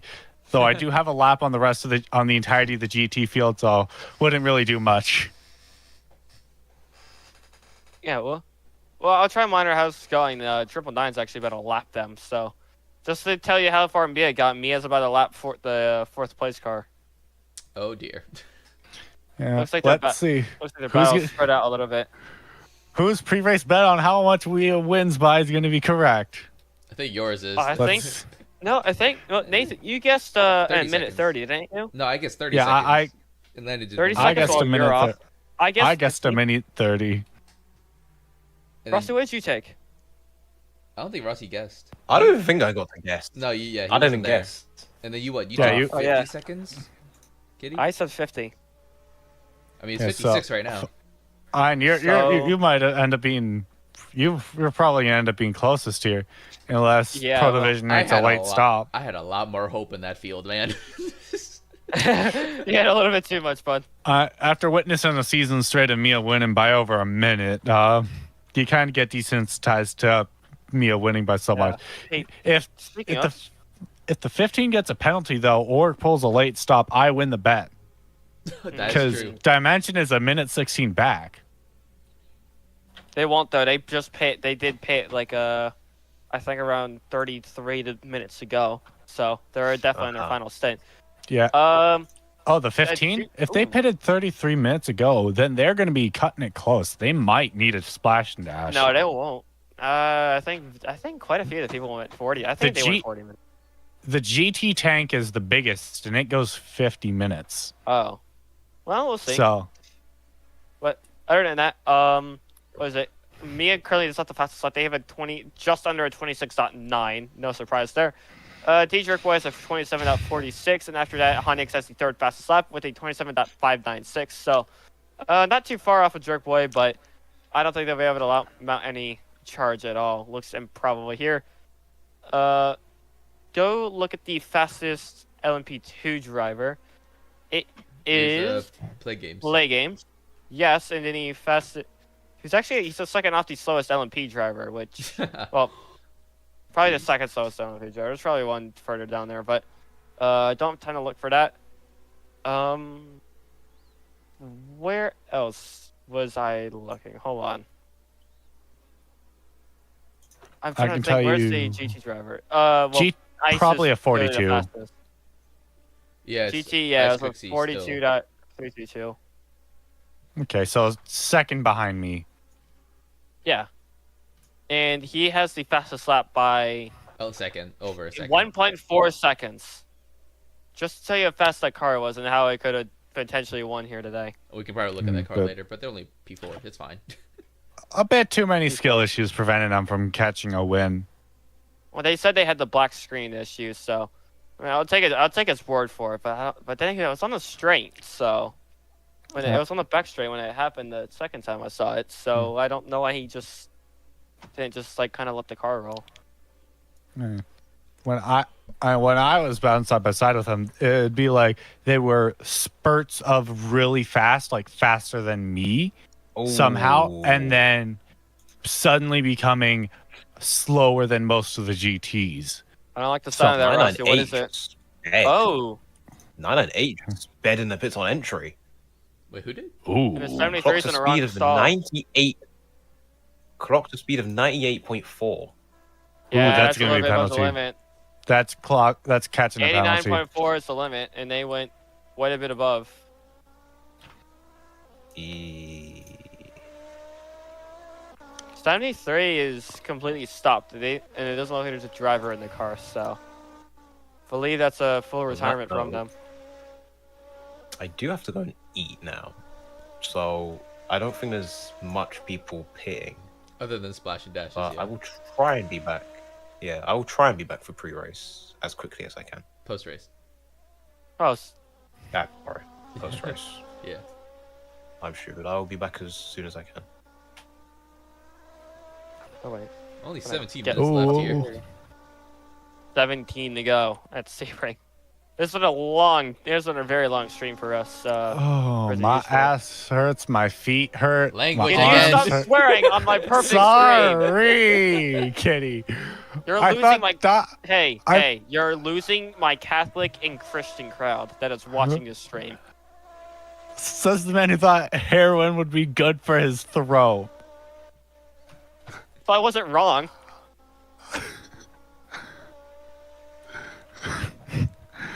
I thought Dive would be the strict one with swears on stream, not you. Well, usually it is Dive, but Dive isn't here, so. Someone's got to take it. What was that message from Lucas? Yeah, has to be the other owner. 14 minutes and 30 seconds left. Ah. Yeah.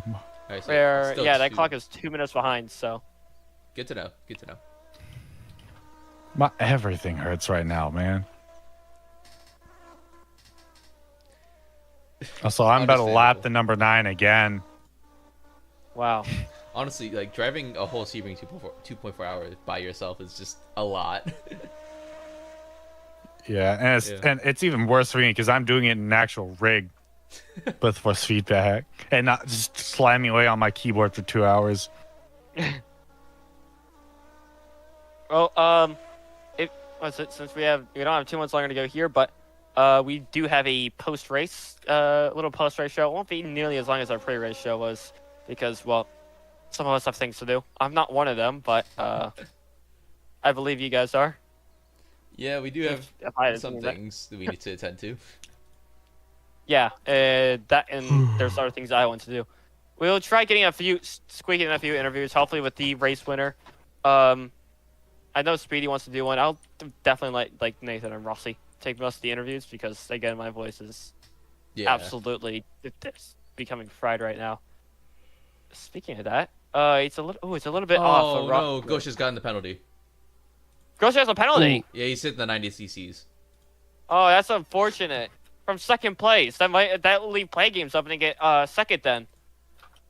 Yeah, Play Games and Morpheus in the 39. That most likely go back up into P2, and it's all left to Custy Cav. Yeah, that's highly unfortunate. Let's see who else is Doritals in the what car is it? Number 10. Also one cut away from the Necro's also one cut away from the penalty. Wow. Necro's also in second. What about Royal? Royal, he's still better than him on cuts at 83, and he's still well off in the lead. Yeah. What a shakeup. Actually, Necro doesn't really have much to worry about in terms of behind, since Gold Glare and P3 also has a penalty. T-Jerk is about 6 away. There's a draft penalty for the number 9 again. So 19 again. But what is it? We'll see what happens. I believe. Where is the wait? Why are they saying 362? I thought the 362 was retired. Yeah, 362 has been disqualified already. Yeah. Yeah. Look what they're talking about in chat then. But Jerk Boy's only 4 away from a penalty right now, I believe. If I just saw him, yes, he's 6 away from a penalty. We'll see how that goes. Of course, but what is it? What was I going to talk about? Because Hunting's behind has absolutely nothing in the room of corner cuts. Only 74 right now. We'll see how this goes. The number 15 could potentially get a penalty here if they cut a little bit more.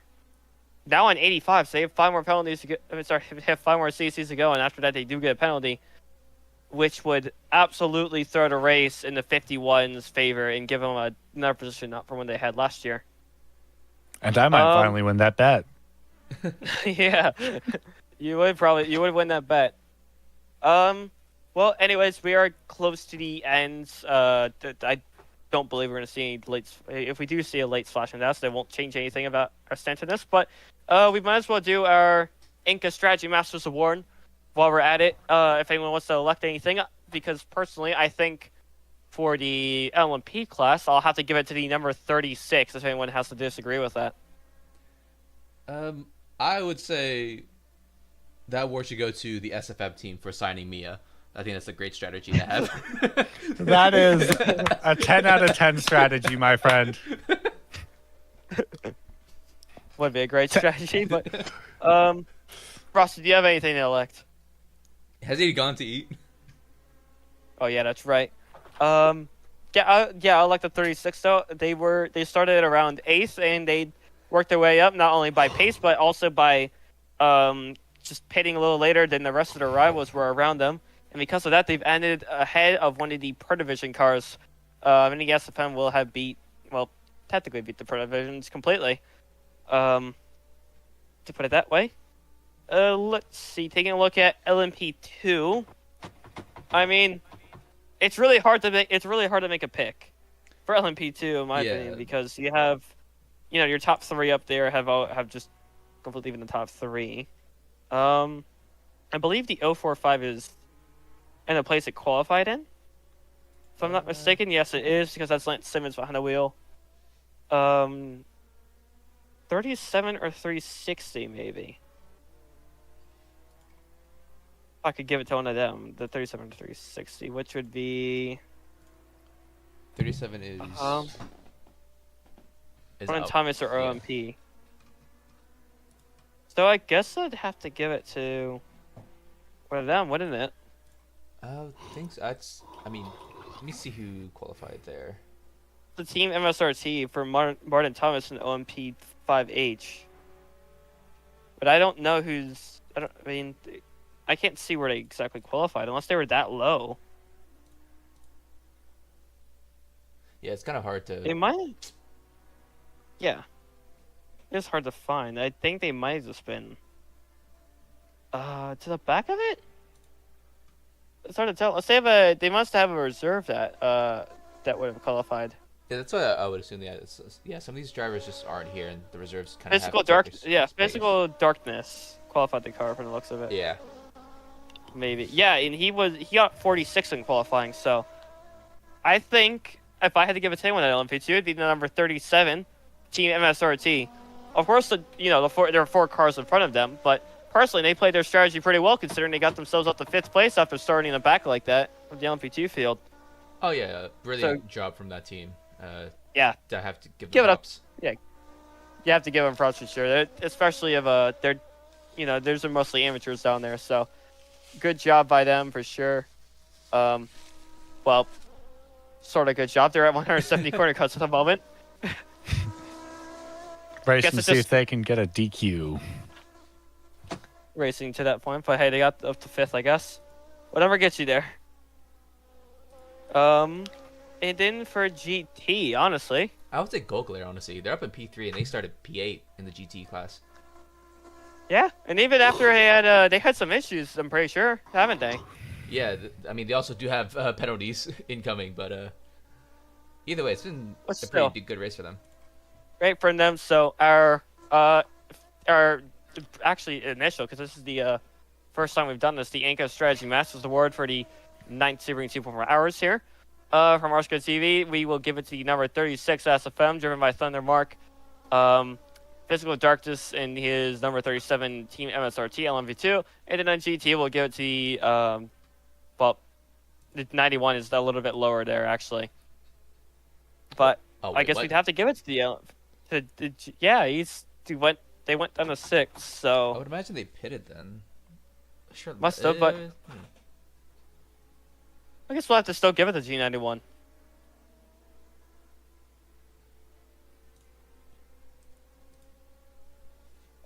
Because the 106 Amnesty was definitely up there. I don't know if the 56 wasn't though. Who's racing? No, wait, the 50 weren't they like 51 laps down? I swear they were. That is a Must strategy masterclass. Fire laps. Oh, it's they had their 51 red flags. Yeah. Is Hughes driving? Is it Johnson that's driving that, or is it? Yeah, 6 minutes to go. Would be about 6 minutes to go. Yep. No, it's PDXS. That's who's driving the 56. Where did they qualify? It's a good question. They qualified 2 positions behind the 91 in P10, and they're up in the 56. Yeah. Okay, well, let's give it to them then for the GT class, the 56 medium racing entry. One of the privateer Vectras, actually. By one of them, I think that's the only privateer Vectra. For the GT class, that is. 2 of the, it started with 2 from Provision Powertrains, and The number 12 car is retired, 45th overall, and the other one is leading right now. 5 minutes to go. All penalties will now be post-race. So genuinely good job by a lot of drivers today. I think that was a pretty good race to watch, honestly. What about you, gentlemen? Yeah, it's been pretty good. A lot of interesting battles throughout the field as well, and I think especially for the podium positions for LMP and then also for LMP2. I mean, they've been pretty interesting to keep an eye on. Yeah, for sure. We will see how everything goes. Exactly. Yeah. I'm starting to get lost for words. It's late in the race. It's 5 minutes to go. We're ready for the end. We'll do a post race. We have to do podiums. You know, there's a lot more to do still. Unfortunately. Well, at the end of the day, we'll have one new Triple Crown winner, and it's gonna be Mia. 59's parking it.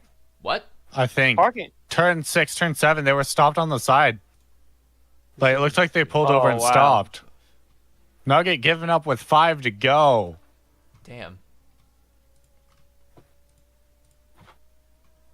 You're P10. What about that? I mean, they're still driving right now. They're going through the last, or is that second sector? Yeah, 5 minutes to go. Yeah, might as well finish up. I don't see why they shouldn't. Yeah. But yeah, I think Necro's gonna have to wait until next season to get that Triple Crown. I'm gonna have to find a chiropractor. I have. Oh, I bet you. I have one for you. Oh God, who is it? The wall? Actually, no. I am actually going to a chiropractor because I was in a car accident earlier, like last month. Oh.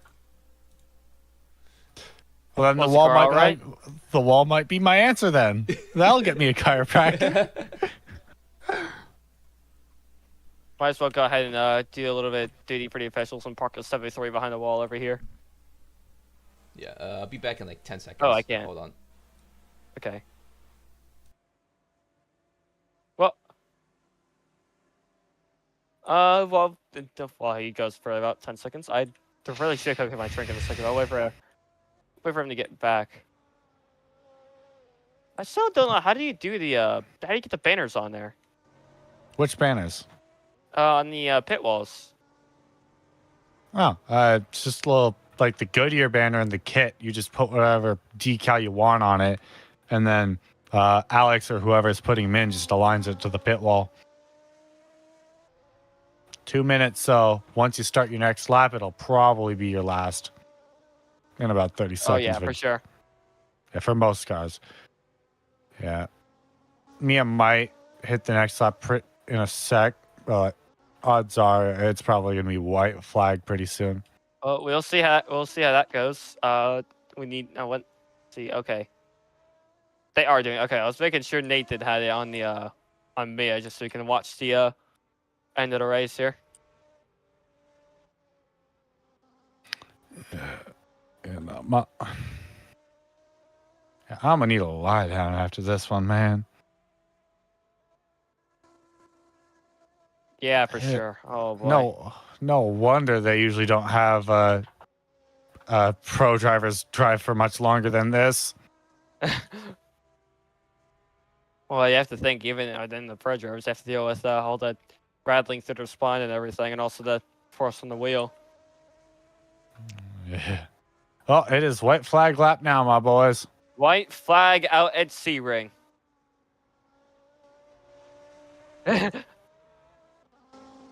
So that will mean quite a few things for RSCA. First of all, the end of the 9th. Sebring 2-4 for arrows, of course. So it will stretching and yawning at the worst time possible. But will definitely mean a new few things for RSCA if we. Now, once we get to the end here, hopefully we get to the end here for one of the top drivers of the Rogue Sports Car Association for sure. Just to make some notable, just to list off some notable names with this other accomplishment. JPJ Santen, all the way from very early days. Exo, Little Audi, and Endy. Not to mention Gosha joining Atlas. They're just the previous Sebring, and the Davis Motorsport LMP. Again, just listing off some notable names there. And as we round the Sunset Bend, another name we added to that Triple Crown list, that will be Michelle 301 for SFM. Mia will take the win here in the 999 car at Sebring. 6th ever Triple 3 Crown winner. Sebrings of trying. Not only that, his team owner, Custy Cav, is also finished as the winner for LMP2 right now. That'll be a double win. Double win for SFM.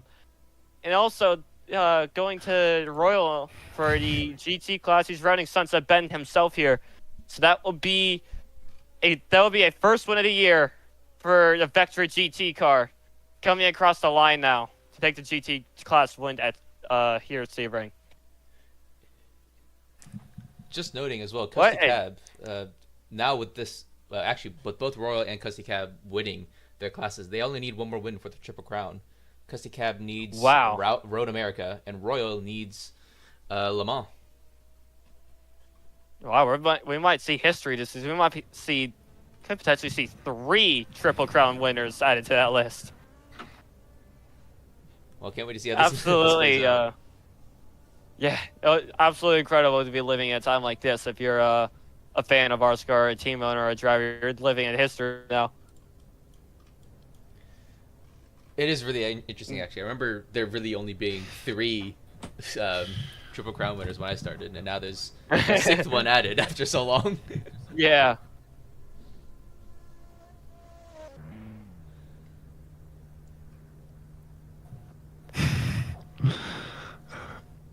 And I just had to check the staff notes. It had to be explicitly mentioned this time that Thunder may not be set on fire. No, come on. Someone do it. Come on. Do it. Oh, wait till they have the screenies then. Onyx celebrating a leaked lap finish, by the way. That's fair. I mean, Kitty, you were the closest, off by about 15 seconds. A minute and a half. Exactly. That means I beat out Goose then on my prediction. Damn it. No. Watch the 15 somehow get DQ'd post race. I'm gonna bring a swear jar into here just for you, buddy. No. And the crazy thing is, I've been the historical worst offender of something like this on screen. I'm here to take your title. Your title will be taken away by the Goose. Of all the drivers, I had the second least amount of CCs at 35. Yeah, actually, how many people got cuts? 1, 2, 3, 4, 5, 6, 7, 8, 9, 10, 11, 12, 13, 14, 15, 16, I think. Yikes. Yeah. Actually, we had 4 people on the limit as well. Dorital's, Necro, Aiden, and Royal, with Lol, Mzan, and Mia 2 away from the penalty. Mia's been known for doing good on their CCs, but I guess they decided not to. Just have some fun, you know? Might as well give them the chance. Yeah. I think Mia had like 2 at Le Mans last time around. I'm sorry, what? I think Mia had 2 CCs at Le Mans.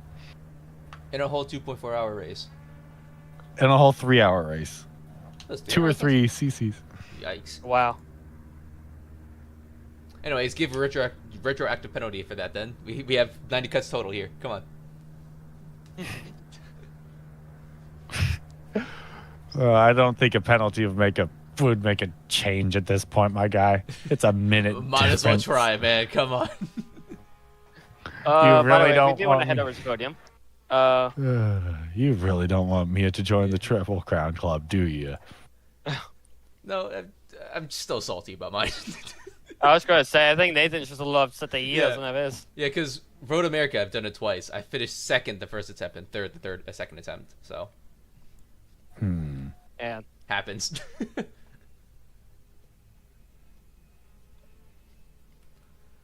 your people's time is done. You have to make way now. Yeah, I'm too old. Too old for this. Landon, can you bring me to the podium? I can't remember who it was that said it, but I remember there was a driver I was talking with. Speaking of, there's Thunder. There is Thunder and also Mia up there. Just to show just on the podium, but I remember there's a driver I was talking with. That said something about the time once you turn 18 and actually once you get to like 21, that's basically too old for RSCA. Yeah. Like not as in literally, but as in that's about the time people just fall off completely. Yeah, I remember. I think I fell off about a year or two ago. That's why I just stopped really caring too much.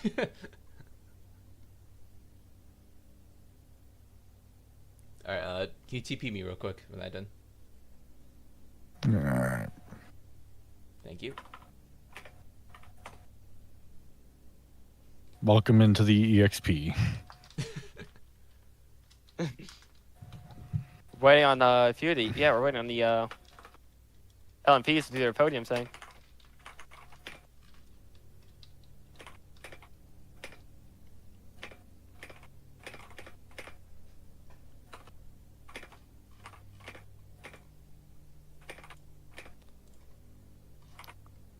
Okay, if we actually get to it. Yeah. Oh, we have two of these.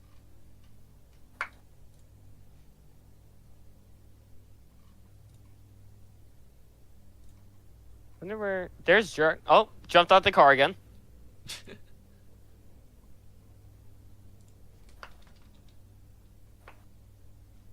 Now we're waiting on Honix. Wherever he is. Is that his car here? Yeah, or not. That works. Okay. I guess they're not. I guess they're not interested in waiting. All right, Custy's turn. We might have to get. Weird, because Honix and T-Jerk were right here. Unless they end up redoing it. No, I think it's usually just the winners that get shown for Sebring. I finished. Other races they do podium, but for Sebring it's just the winners usually. Oh well. I finished that with 4 liters of fuel in the tank. Called my strategy perfectly. 4 liters.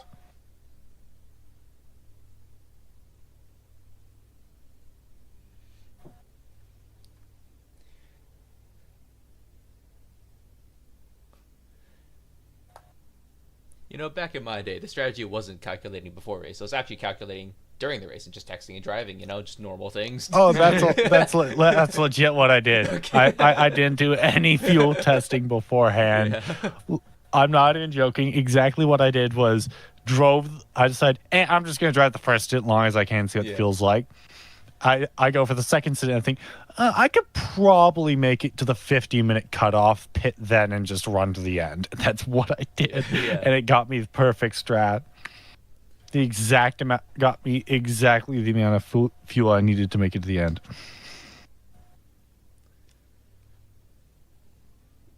Just wait on it. Works. Yeah, I mean, I only looked at like how much fuel I would do per lap, and I just said, "Yeah, fuck it." That does remind me of something. I have a little bit of a history of doing T-chassis racing while scrolling Instagram reels. Somehow I drive better than like half the grid, by the way, while doing that. Yeah, why are you zooming in down there? Why not? You see those eyes? They've seen too much. There's a black hole eyes right there. Those eyes have seen the horrors of reality. Anyway, also nice to see Royal topping the GT podium.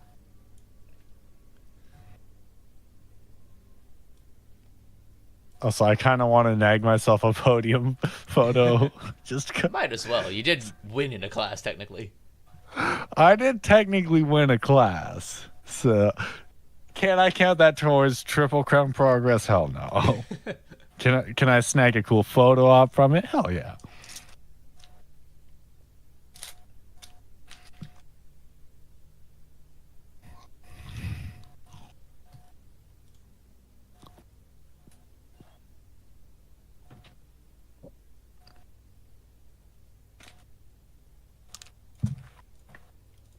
Also, I've just been asked to be the co-commentator for our Formula One once it gets back up.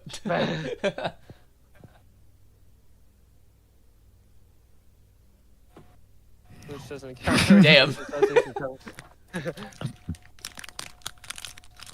Yeah, what a result by GTs. The whole, almost the whole team of Pro Division's on there, just along with Mia. Oh, they've been sent to the Shadow Realm. Hey, it's your turn, Landon. Get in there. Yeah. Slowly get in.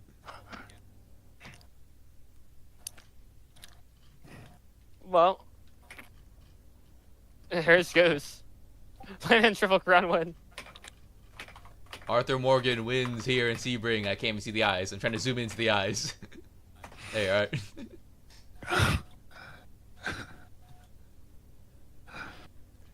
Sorry, bud. We got tuberculosis.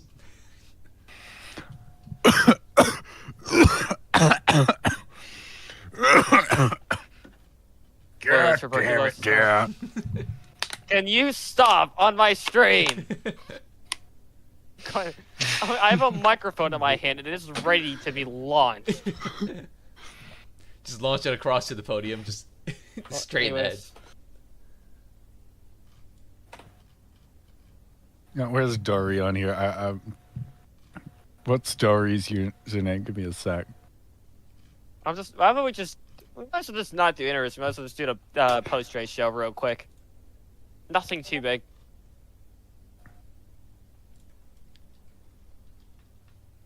Well, what are we gonna talk about in the post-race show then? That's a good question. All right, cool. Landon, get out of here. We're doing the post-race back here. Where are you at? Glaze, get over here. Wait, where are you? Nathan, I'm on the podium. Oh. Get up here. There Might you as well do it. Do it right here. I know Speedy won't interview. I'm sorry, Speedy, but I don't. But I just want to go. I want to get this done with. I had too much. I had too much. Oh, I don't have the mic on me. Shoot. Oops. You know what to do, guys. Give him the mic. Give me that mic.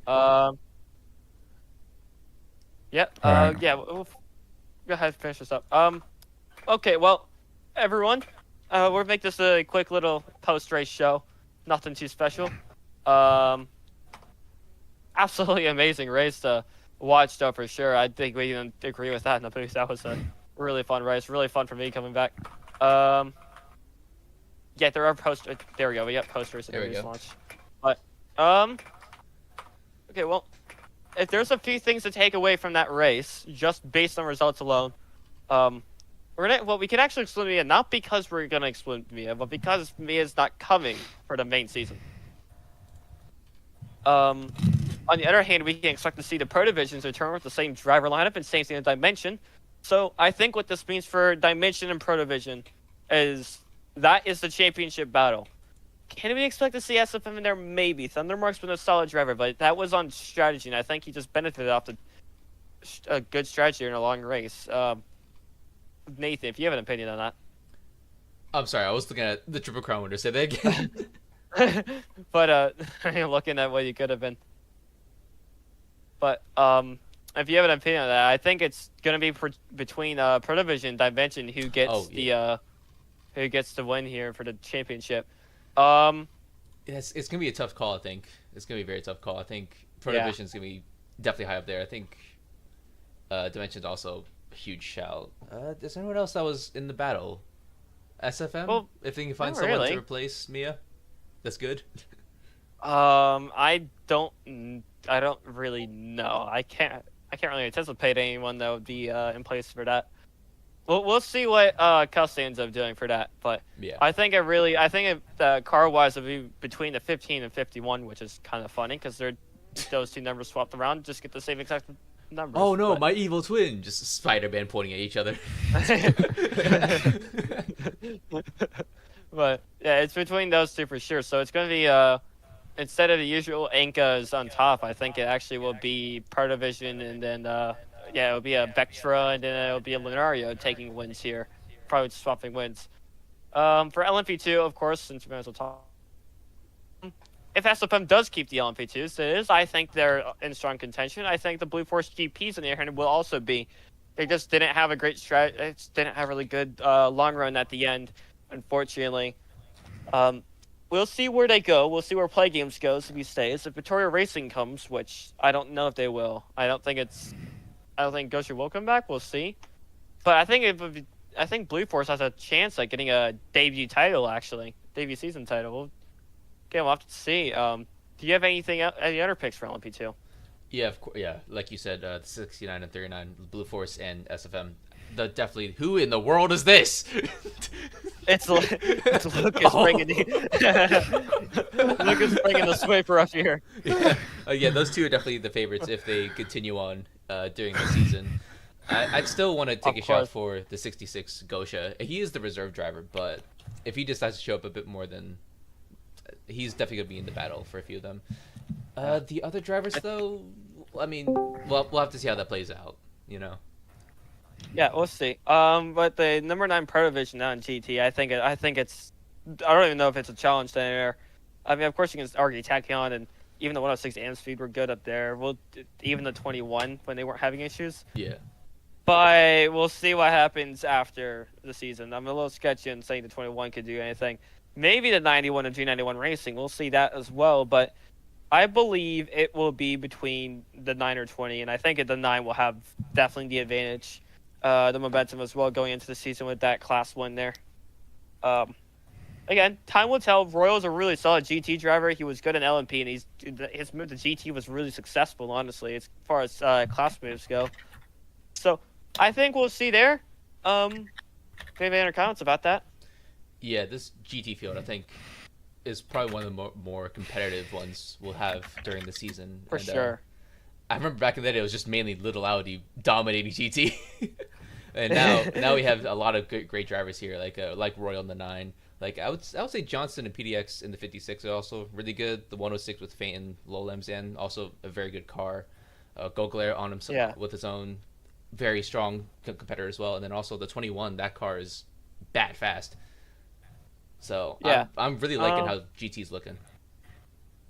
Let's see. I guess a few things I will talk about. I mean, we don't really have anyone for post race. I wanted like a podium finish. If it was a podium, I would have been interested. No offense to the back markers. I'd like to talk to you eventually, but you know, it's someone like Custy that would have got that would have been something to talk to. But anyways, I guess the one other thing I want to talk about the new anything new.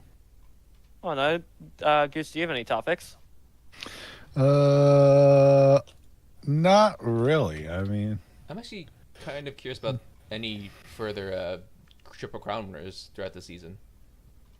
Oh yeah, of course we have that to talk about because what is Royal chasing one? Oh, isn't he? Yeah, Royal will be chasing one once we hit Le Mans. Yeah, and Custy will also chase one once we go into Road America. Road America. Actually, so we have two.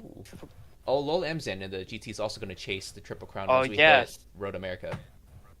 So we have one that we have a driver that needs Le Mans and two of them need Road America, and all of them are in separate class. Well, no. Well, Custy is in LMP2. Lol Mzan and Royal are in the same class, but they need different races. They need different races. Yeah, but they need different races, so they could disrupt each other potentially. That'd be interesting to see when we get there, but. We'll see how that goes. I think that will be a really good storyline going to both those races. I'll be really excited to talk about it then, especially to see either of those two happen. This is a chance to have 4 Triple Crown winners in a single season. That would be insane. Which would bring us up to a total of 9, by the way, in just a single season, from 5 to 9. It's insane to think about it historically as well. Yeah, especially when it's basically just been 4 the entire time, and now we could double that amount in the season essentially. Absolutely legendary performances that you've seen. But I think that really should just be it for our post race, honestly. Don't have too much else to talk about besides that. We'll have to see what happens with the main season. Get some developments on that. The calendar and all that. Oh yeah, because the calendar hasn't released yet. Yeah. To Well- be decided. Yeah. Actually, Landon, since your staff, do you have a rough date when you think that might be? I believe calendar will be finalized within. I'd guess the next 2 weeks we'll finalize it within, Okay. and Yes, then we'll go yeah. from there for when we actually start. But expect somewhere between a month or two for when we start the main season. All right. Well, that's pretty good. Sizable Just gap. bit to November, Cameron I would Fair. say. Yeah. Yeah, around November. Very good gap indeed to have. Okay, well, I guess we'll do our little exit ceremony here. Nothing too special, but overall, for all the viewers that have been here to watch the race throughout the entire thing, we've been here for 4.5 hours actually. This is Oh, a Jesus really long Christ. stream. Oh. Yeah, but Ooh. yeah, really long stream here. Again, thank you for all the viewers that have watched this race. It does give us a lot of motivation to, keep pushing a really good product for you, even if not that many people are watching, or not as many as we'd like. This has been an amazing race. I think we can see plenty of things that we'll definitely have to take note of carrying over into season 11. Overall, thank you for the viewers that watched this. We'll see you in 2 months when we hit the track at Saitama. Oh, spoiler. Oh damn! Just flung all of us.